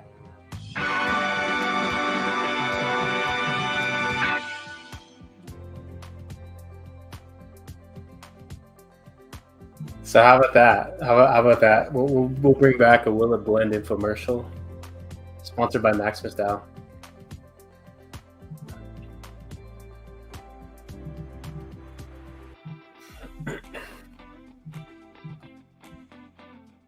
Fogrider says, to be honest, after thinking this over, I don't see the need for the minters to pick the percent. Let the contract do that. In my opinion, it should use all the hedgeron for HSI, and whatever is left is put in a hedgeron stake. So, in some ways, I do agree that it's not absolutely necessary, but one benefit of doing this is, well, there are a couple benefits. One, it'll probably it would probably average out to be whatever we would have said, like realistically. So it's not going to be that far out of the range. Two, it adds some kind of entertainment value to the whole thing, and some unknowns. It's again like it adds like an unknown to how much is going to be bid. Even though like you can track it over time and then you get an idea, it's it adds a little bit of uncertainty there to competitors. So yeah, I mean we definitely could, and maybe we will, but I don't know. I kind of like the unknown where we actually give people the ability to break down that budget. I don't know. Maybe you're right. Who knows? T2 Will It Blend throwback. Your skills are amazing. Good capture. Thanks for all you do. Thank you. You have all the battery acid everywhere. What's another good infomercial? Oh, my favorite ones were Billy Mays here with another fantastic product. What were these? Hootie Dubs.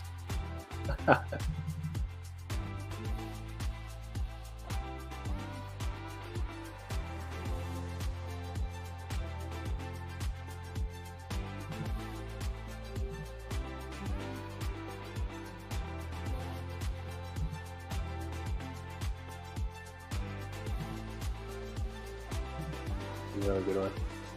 Maybe this can be our Maximus Coding commercial.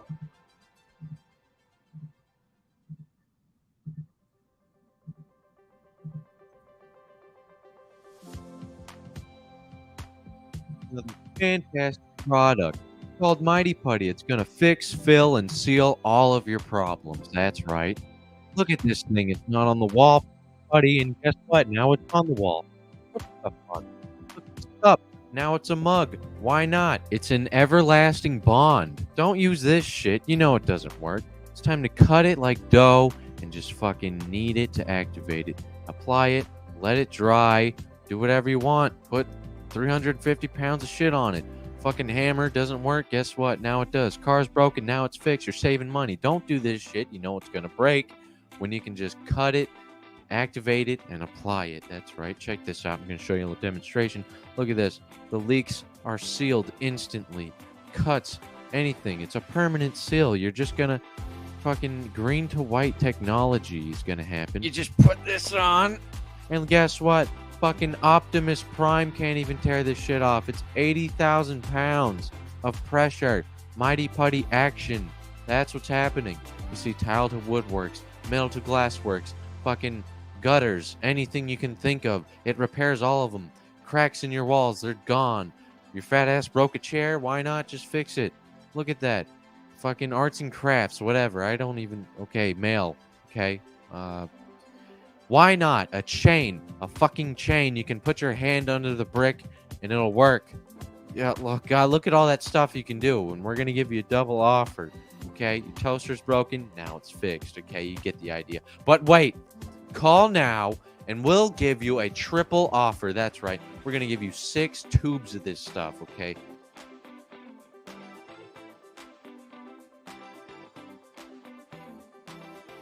Billy Mays here with another fantastic product. You have hard water buildup, soap, scum, shit in your toilet, calcium, lime, rust? It doesn't matter, baby. Kaboom! You got this nasty ass window? Wipe that shit up. Looks all smoggy at first, but no, you wipe that shit away. Kaboom, baby. Look at this old piece of shit. Don't work as good as it used to. No, it doesn't. Wipe that shit up. Put it in here. Look at that.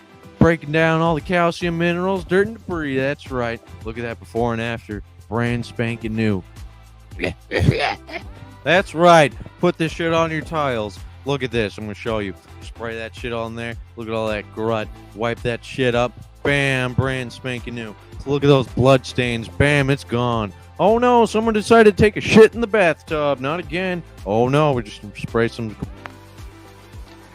For a number of years now, work has been proceeding in order to bring perfection to the crudely conceived idea of a transmission that would not only supply inverse reactive current for use in unilateral phase detractors, but would also be capable of automatically synchronizing cardinal grammeters. Such an instrument is the turboencabulator. Now, basically, the only new principle involved is that instead of power being generated by the relative motion of conductors and fluxes, it is produced by the modial interaction of magneto-reluctance and capacitive directance. The original machine had a base plate of prefamulated amulite surmounted by a malleable logarithmic casing in such a way that the 2 spurving bearings were in a direct line with a panametric fan. The latter consisted simply of 6 hydrocoptic Marsal vanes so fitted to the ambifacient lunar wane shaft that side fumbling was effectively prevented. The main winding was of the normal Lotus O delta type placed in panendermic semi-boloid slots of the stator, every 7th conductor being connected by a non-reversible Tremie pipe to the differential girdle spring on the up end of the Grammys. The turboencabulator has now reached a high level of development, and it's being successfully used in the operation of Nofertrunnions. Moreover, whenever a fluorescent score motion is required, it may also be employed in conjunction with a drawn reciprocation dingle arm to reduce sinusoidal repleneration. It's not cheap, but I'm sure the government will buy it.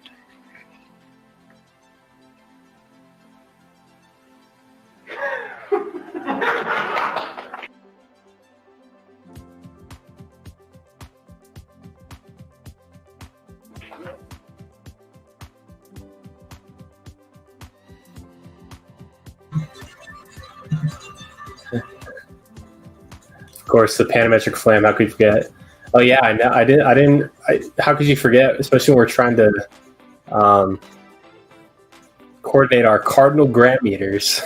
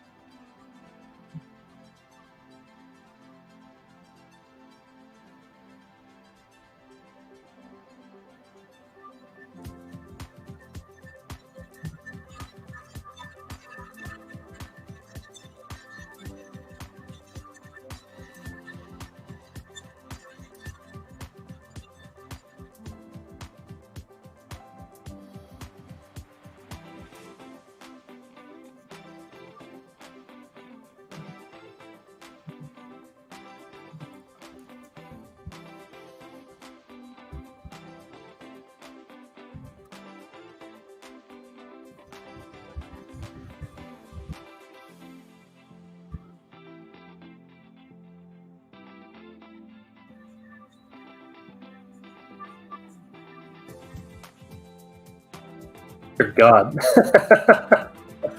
Yikes. How do I hide that?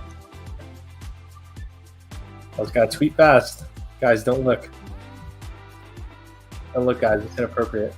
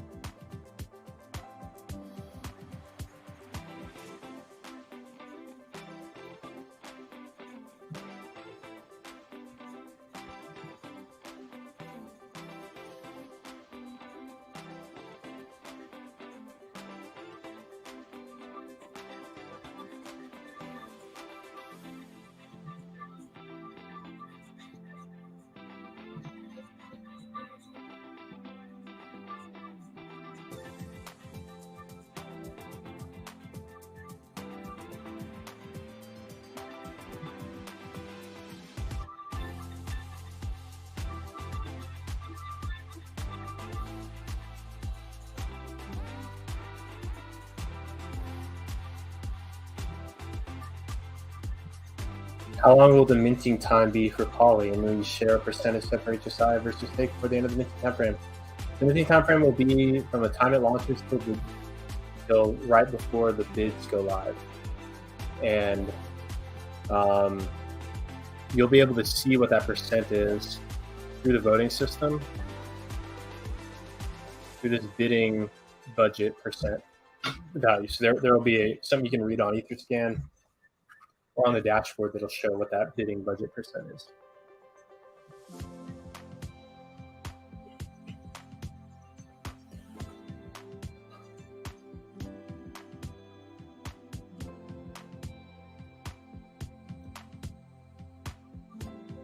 Maybe we do something that, man, I really think that should be hidden till the end of the mint. Well, it really can't be hidden. Yeah, I mean, it's all public. Every single thing is public, so there's really no hiding it.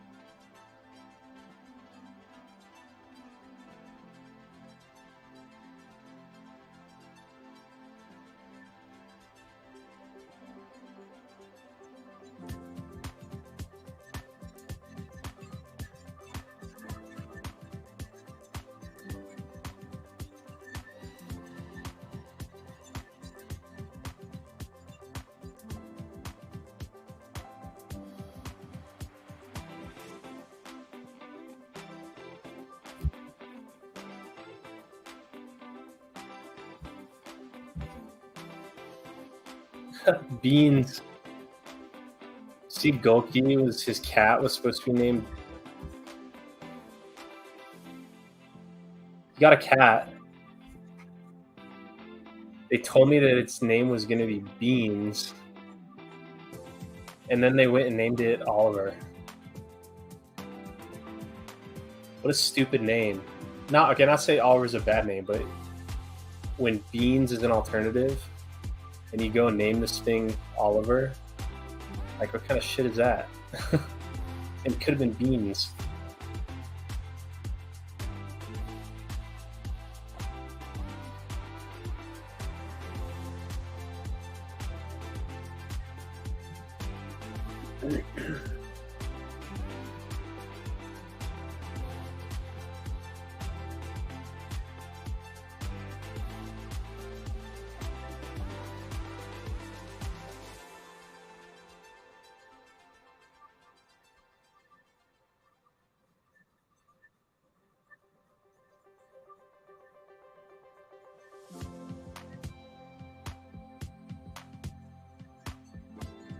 What do you guys think of Eric's criticism here?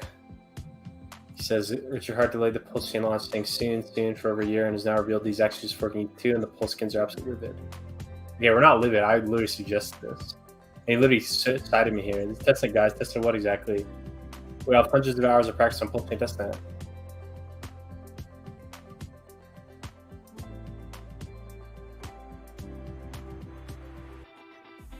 The hater.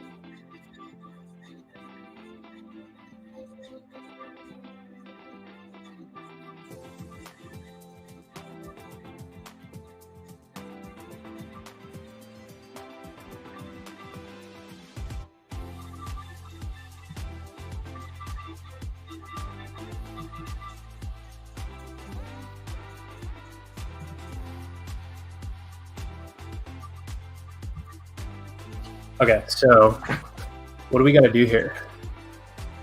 Let's make some good progress.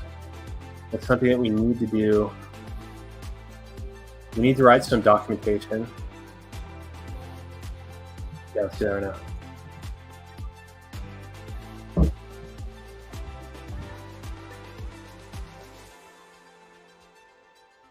Let's do state start.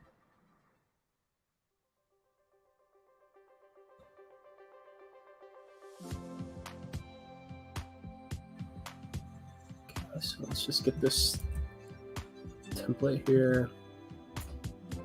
Okay, so this sets decimals to be equal to 9 to be equal to that of Hedron.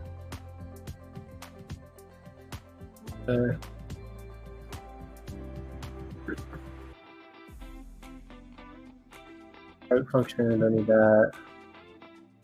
It's this one.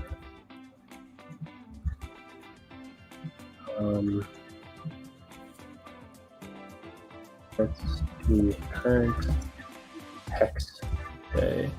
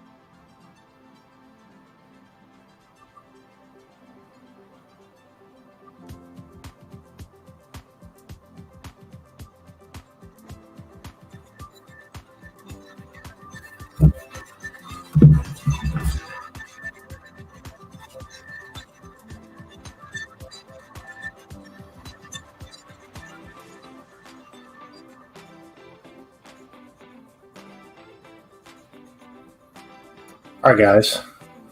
I mean, I think the contract is done. We still need to do testing. So here, why don't we just write out some like testing that we need to do.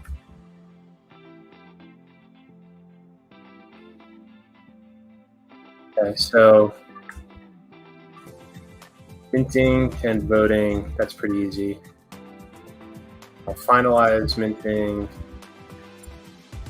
We need to do the HSI management. So with that, what we'll do is we'll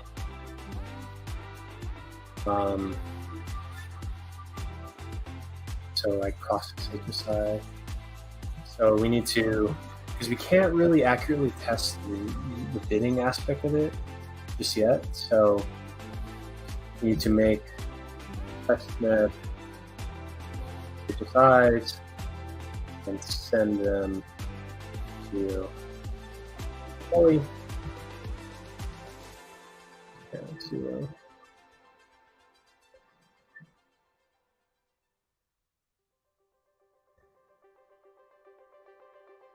Send it to Poly.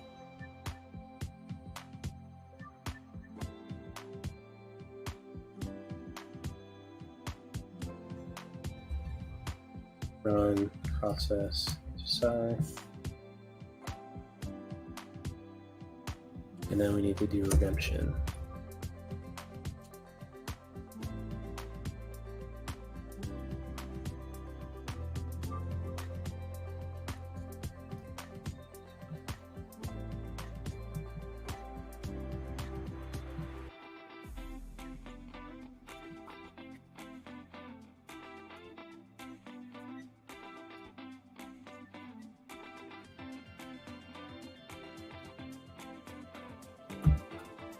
All right, so if that's the case with showing the percent, showing all during the minting phase, I don't really see how the percent helps at all. There never is any unknown.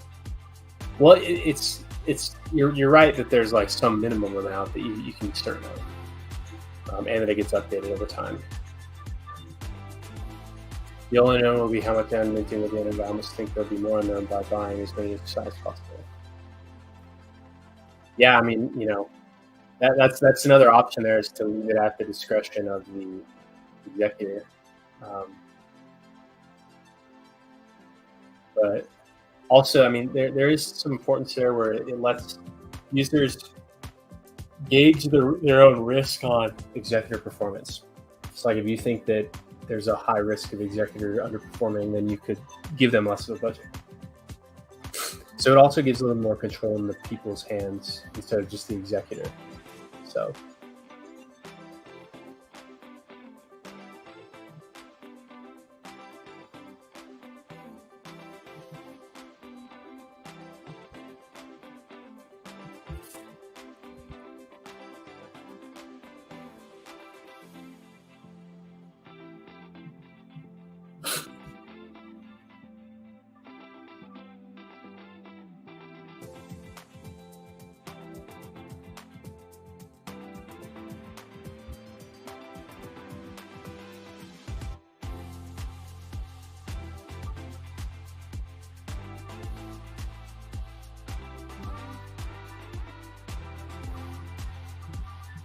Guy Brand says, great streams, bro. Thank you.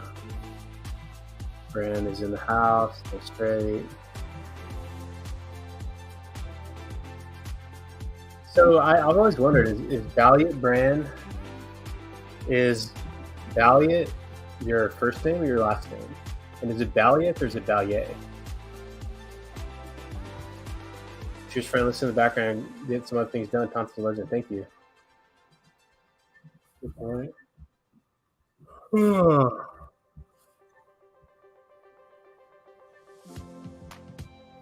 Okay, how can we test this?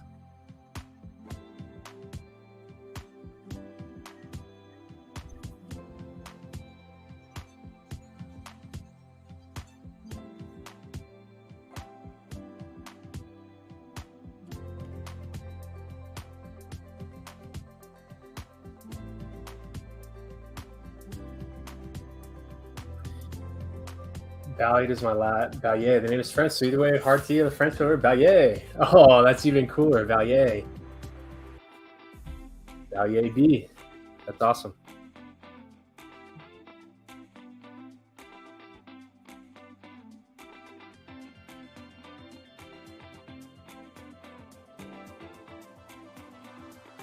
Okay, so I think what we're gonna do here actually is we're gonna let's see the minting and voting.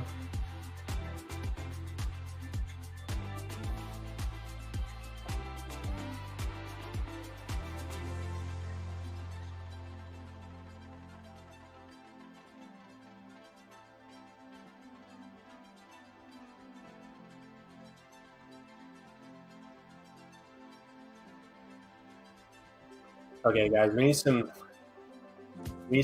testnet hedge run. So here's what we're gonna do. We're gonna do this on pulse chain testnet.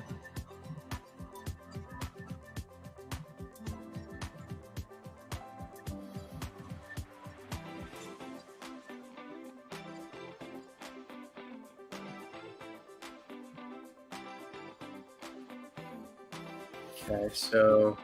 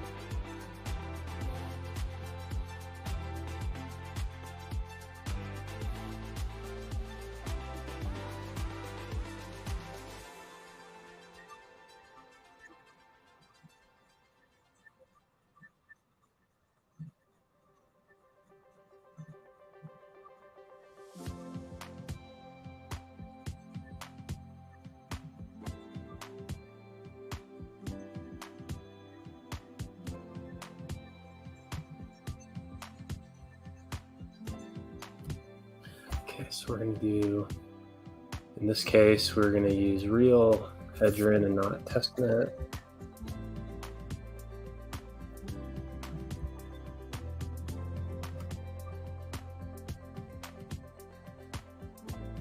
Okay.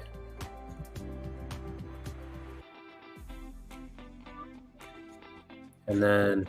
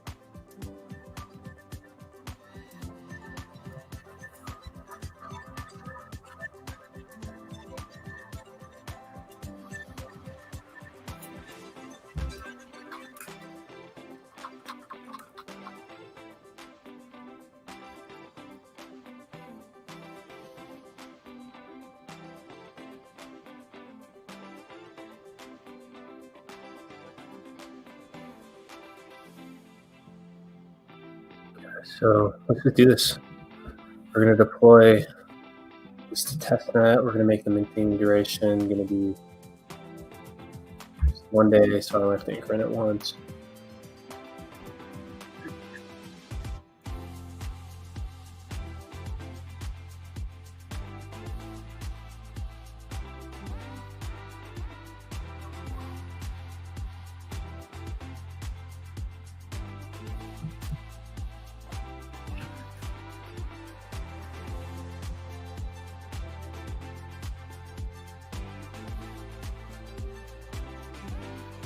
Okay. So we got that there.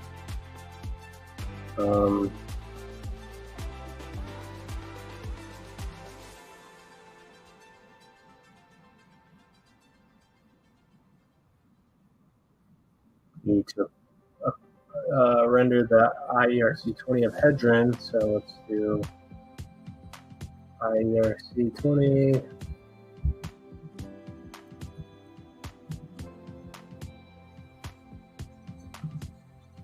Okay, now we need to approve this contract, approve the spender, and we're going to give it a huge amount. So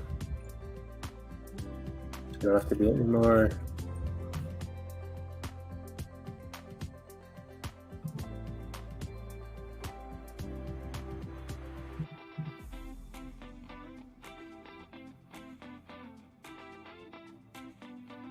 Okay, so now we need to do mint poly. So here, let's start with, we're gonna go small amount here. So let's do 100, 1, 2, 3, 2, 3.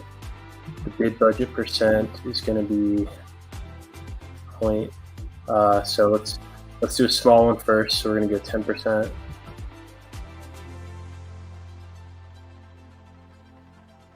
Transfer amount exceeds the balance.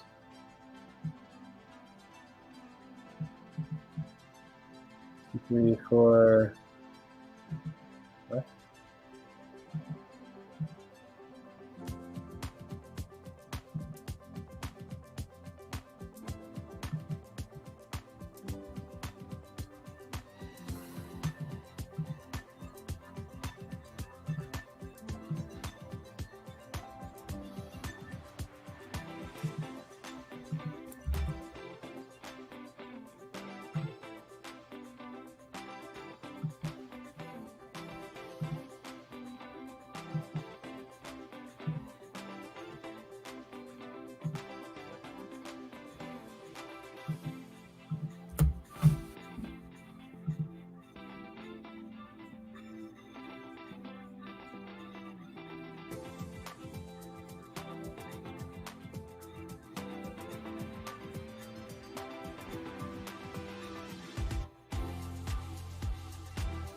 Okay, so that's good that if you try to bid more than you have, then it doesn't let you.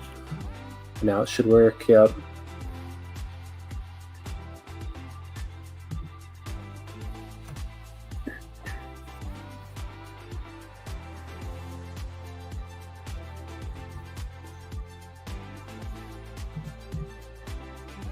Okay, so with one person bidding there, then we have the percent is 10%.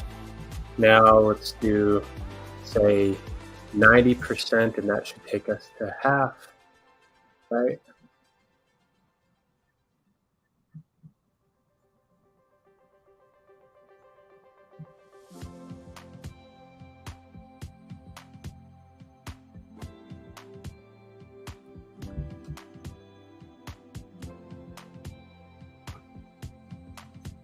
Okay, and that should take us to 50%. Yep. And then if we increase this amount by, say, 10,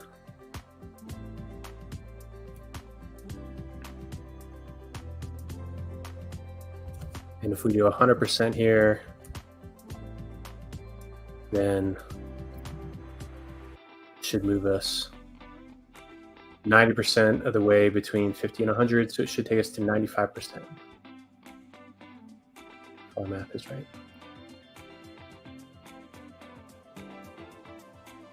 Maybe a little less than 91%. So here, let's do that. Let's build this little spreadsheet here.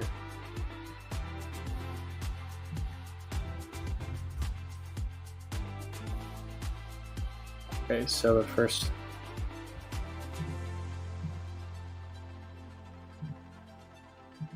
And then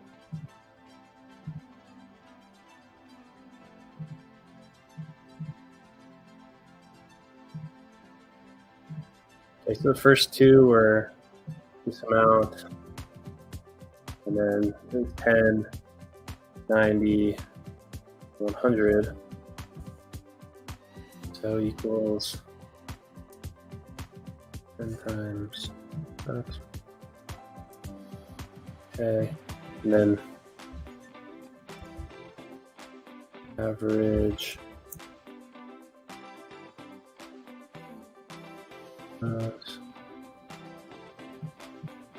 right? Or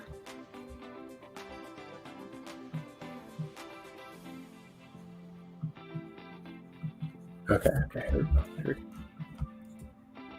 So bidding Staking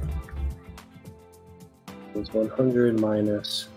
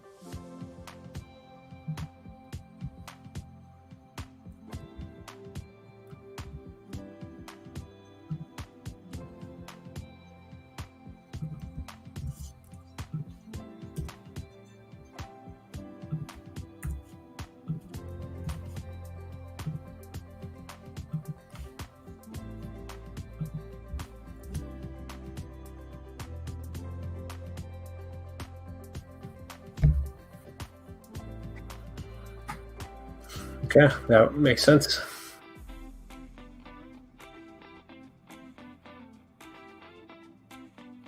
That's exactly what we expect, right?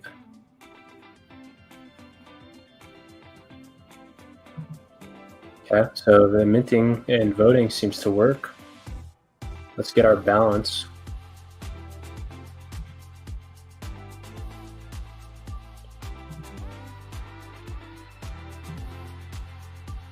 Balance of should be, okay, so that's the number there, and then we should see it be equal to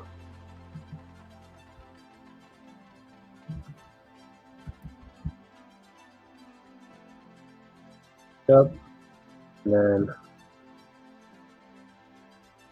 those are the same, so that's working there. This looks like the minting works. Okay, now let's test the finalize minting function. So let's go to our get current day, hex day 1052. We're going to increment the test day. What? Oh, I need to be the executor.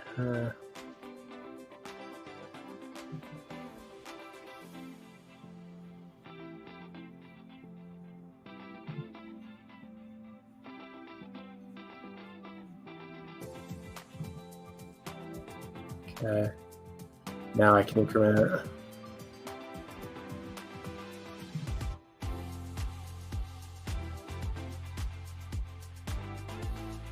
So we need it, so in order for this to run, current day must be greater than minting phase end day. Let's see what minting phase end is.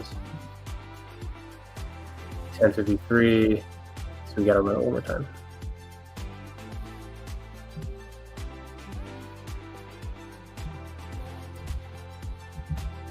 Okay. So now that it is over, we can run finalize minting.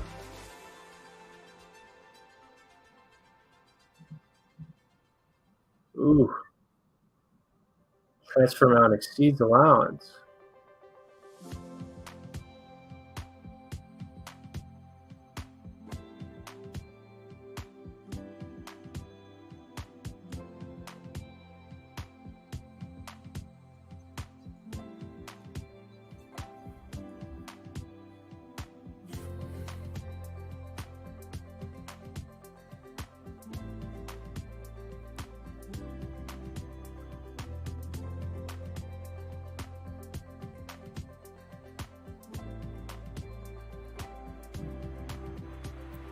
Must be here, right?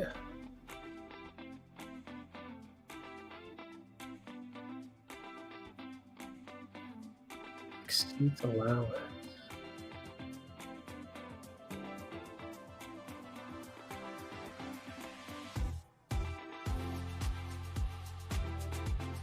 Ah.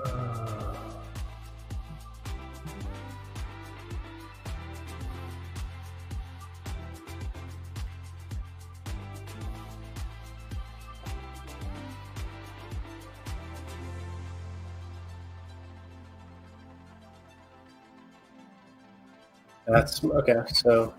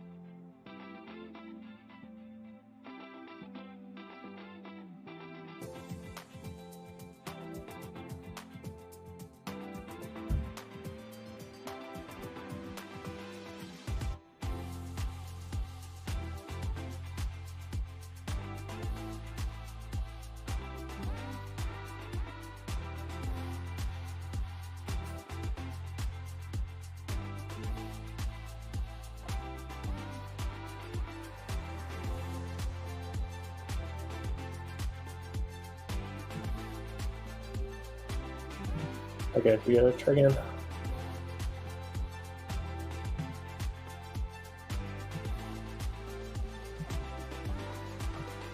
We're zeroed in there.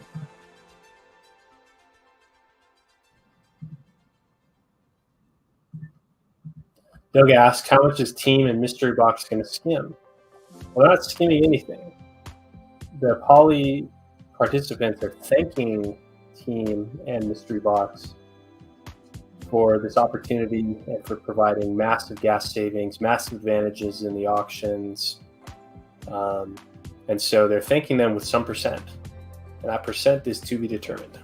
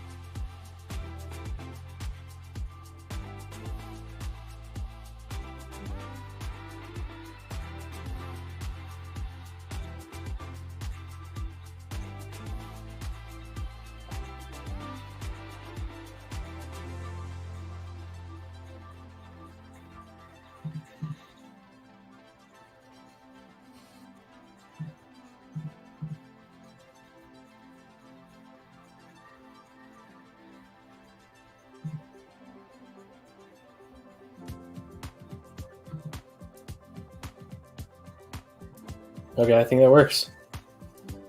That's cool. We can set the allowance. All right, let's see if this works. It's big time if it works. Okay. So we staked 1.98 hedron.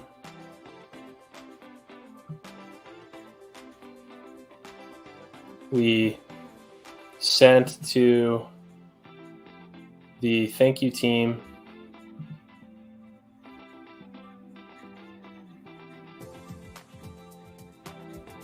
damn it, we can't test it. Fuck. Oh, okay. We don't need it. We'll test that part later. We'll test that part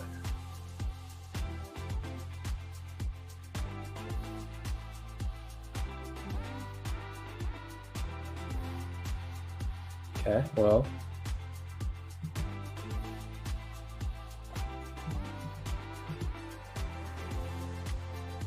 We staked that much hedron.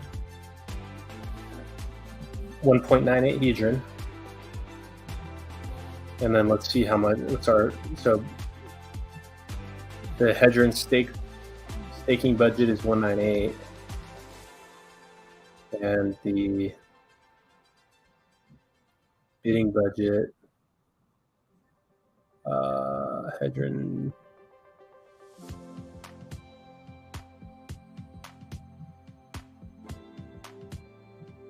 total bidding budget is 792.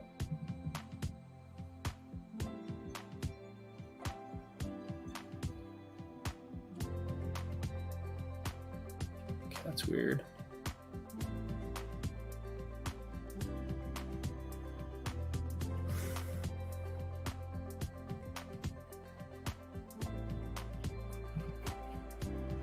Oh, because I set it at 80%.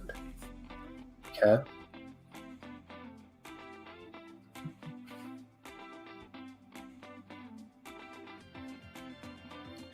Okay, I guess that makes sense, because let's see.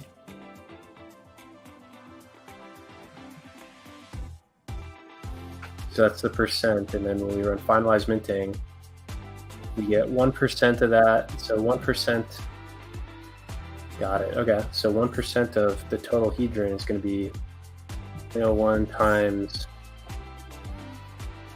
total supply.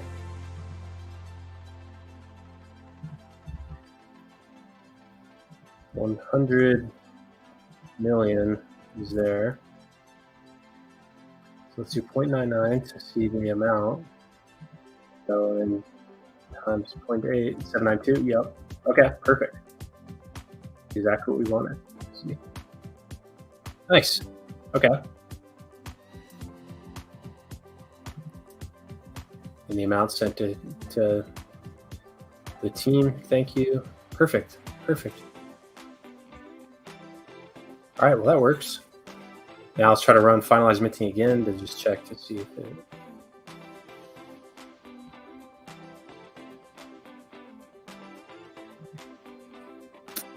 failed. Yep.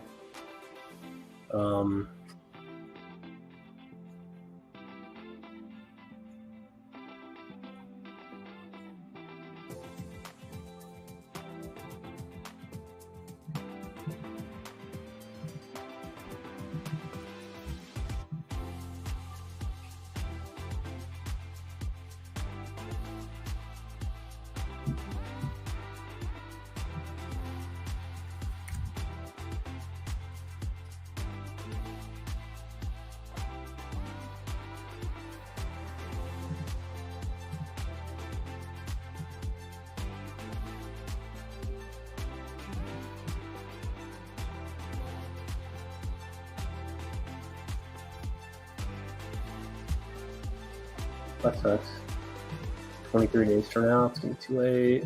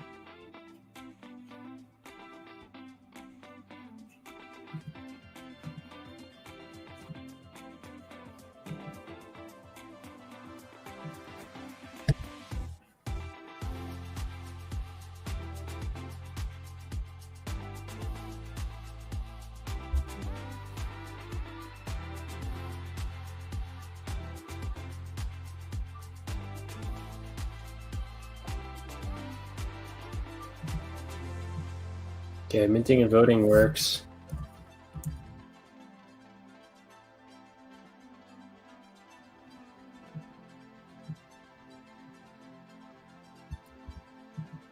Finalize minting works. Still need to do the scheduling. I'm gonna do that now. We'll do that right now.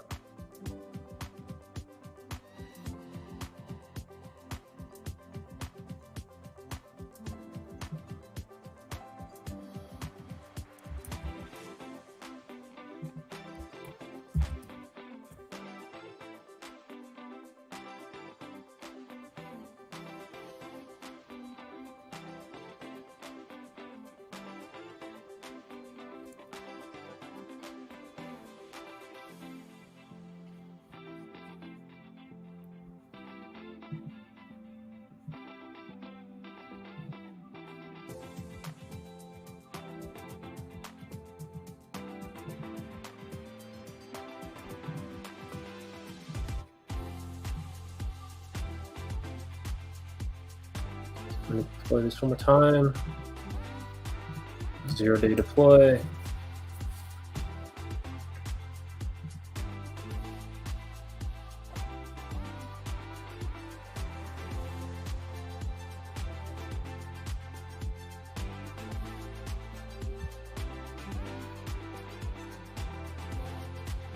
Okay, so first step, we have this. We need to approve this one for our hedron.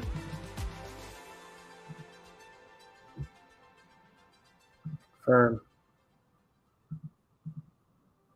And then once that goes, we're going to mint poly. We're going to say we want to mint 1, 2, 3, 4, 5, 6, 7, 8, 9, 0. The budget is going to be, I'm going to do 69% transact.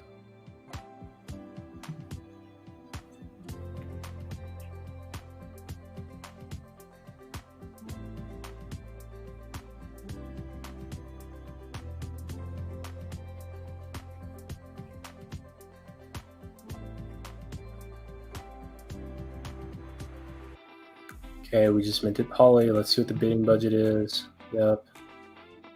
And then let's go finalize minting. On a increment. So let's back to our executor.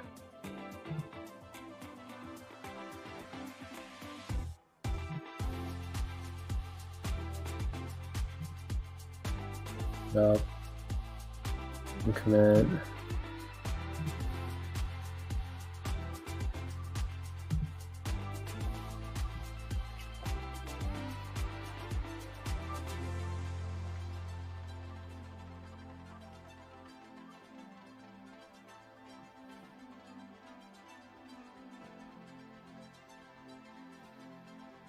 Okay, so now let's run finalize minting.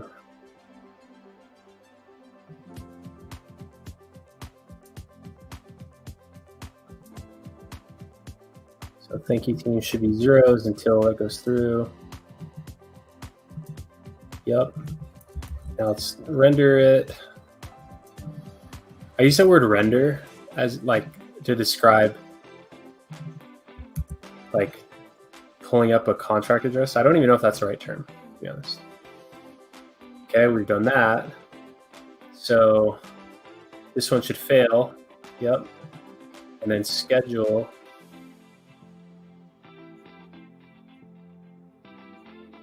Fuck, we can't even see if this works or not.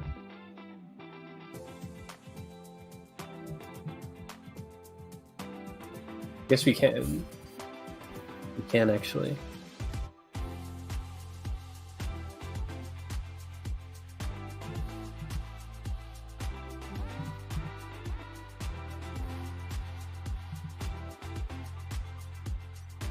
Fuck. Okay, it must have worked. There's no way it wouldn't have worked.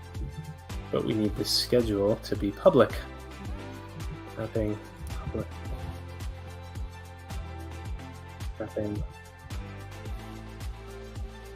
Okay. Oh.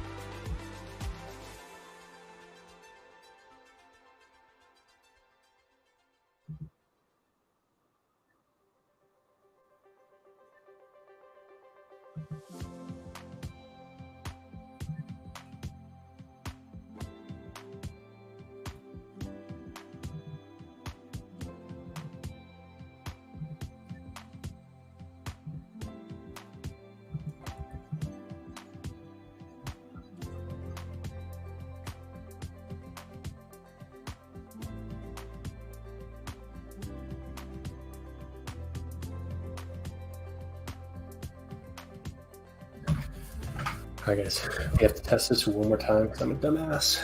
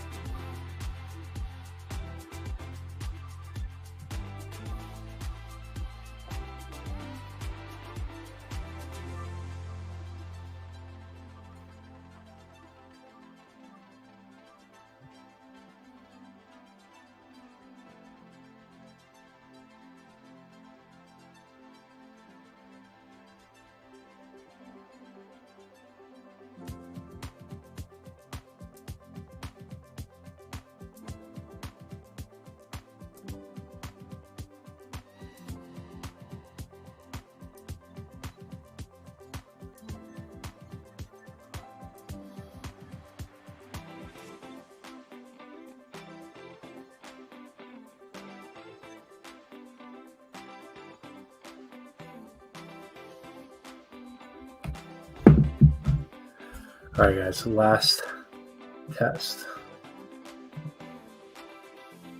How can I speed this up? Just gonna do it.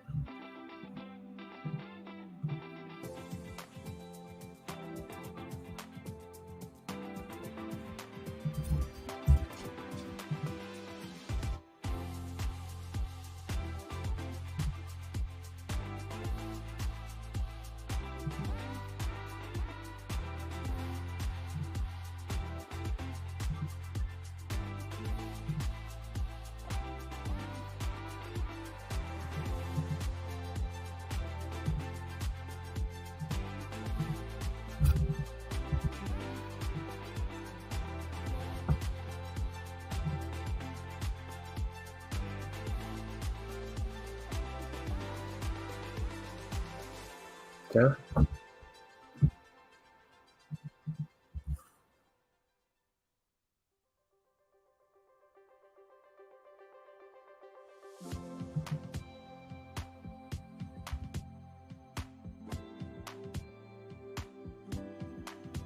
Yeah, what's this? I'm gonna say fail. Yep.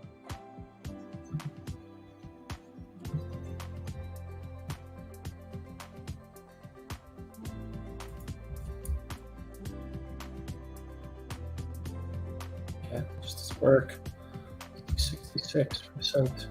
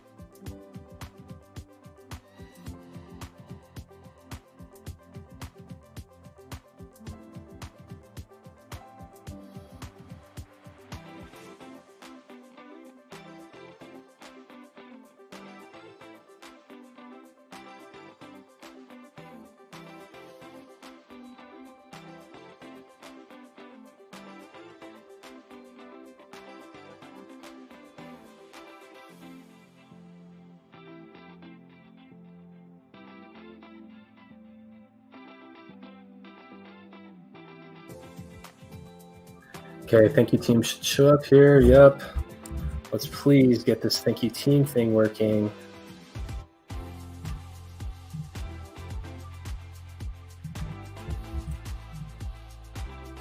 Please work.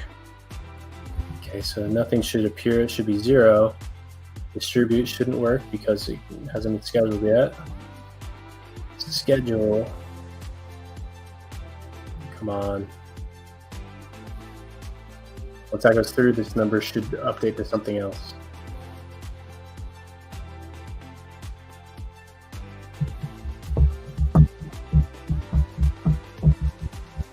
Yep. Schedule 1 should be something greater than, yep. And 3 should be something 2. Yep. Perfect. Perfect. And the schedule should not be allowed to be run again. Yep. And then let's check out the transaction.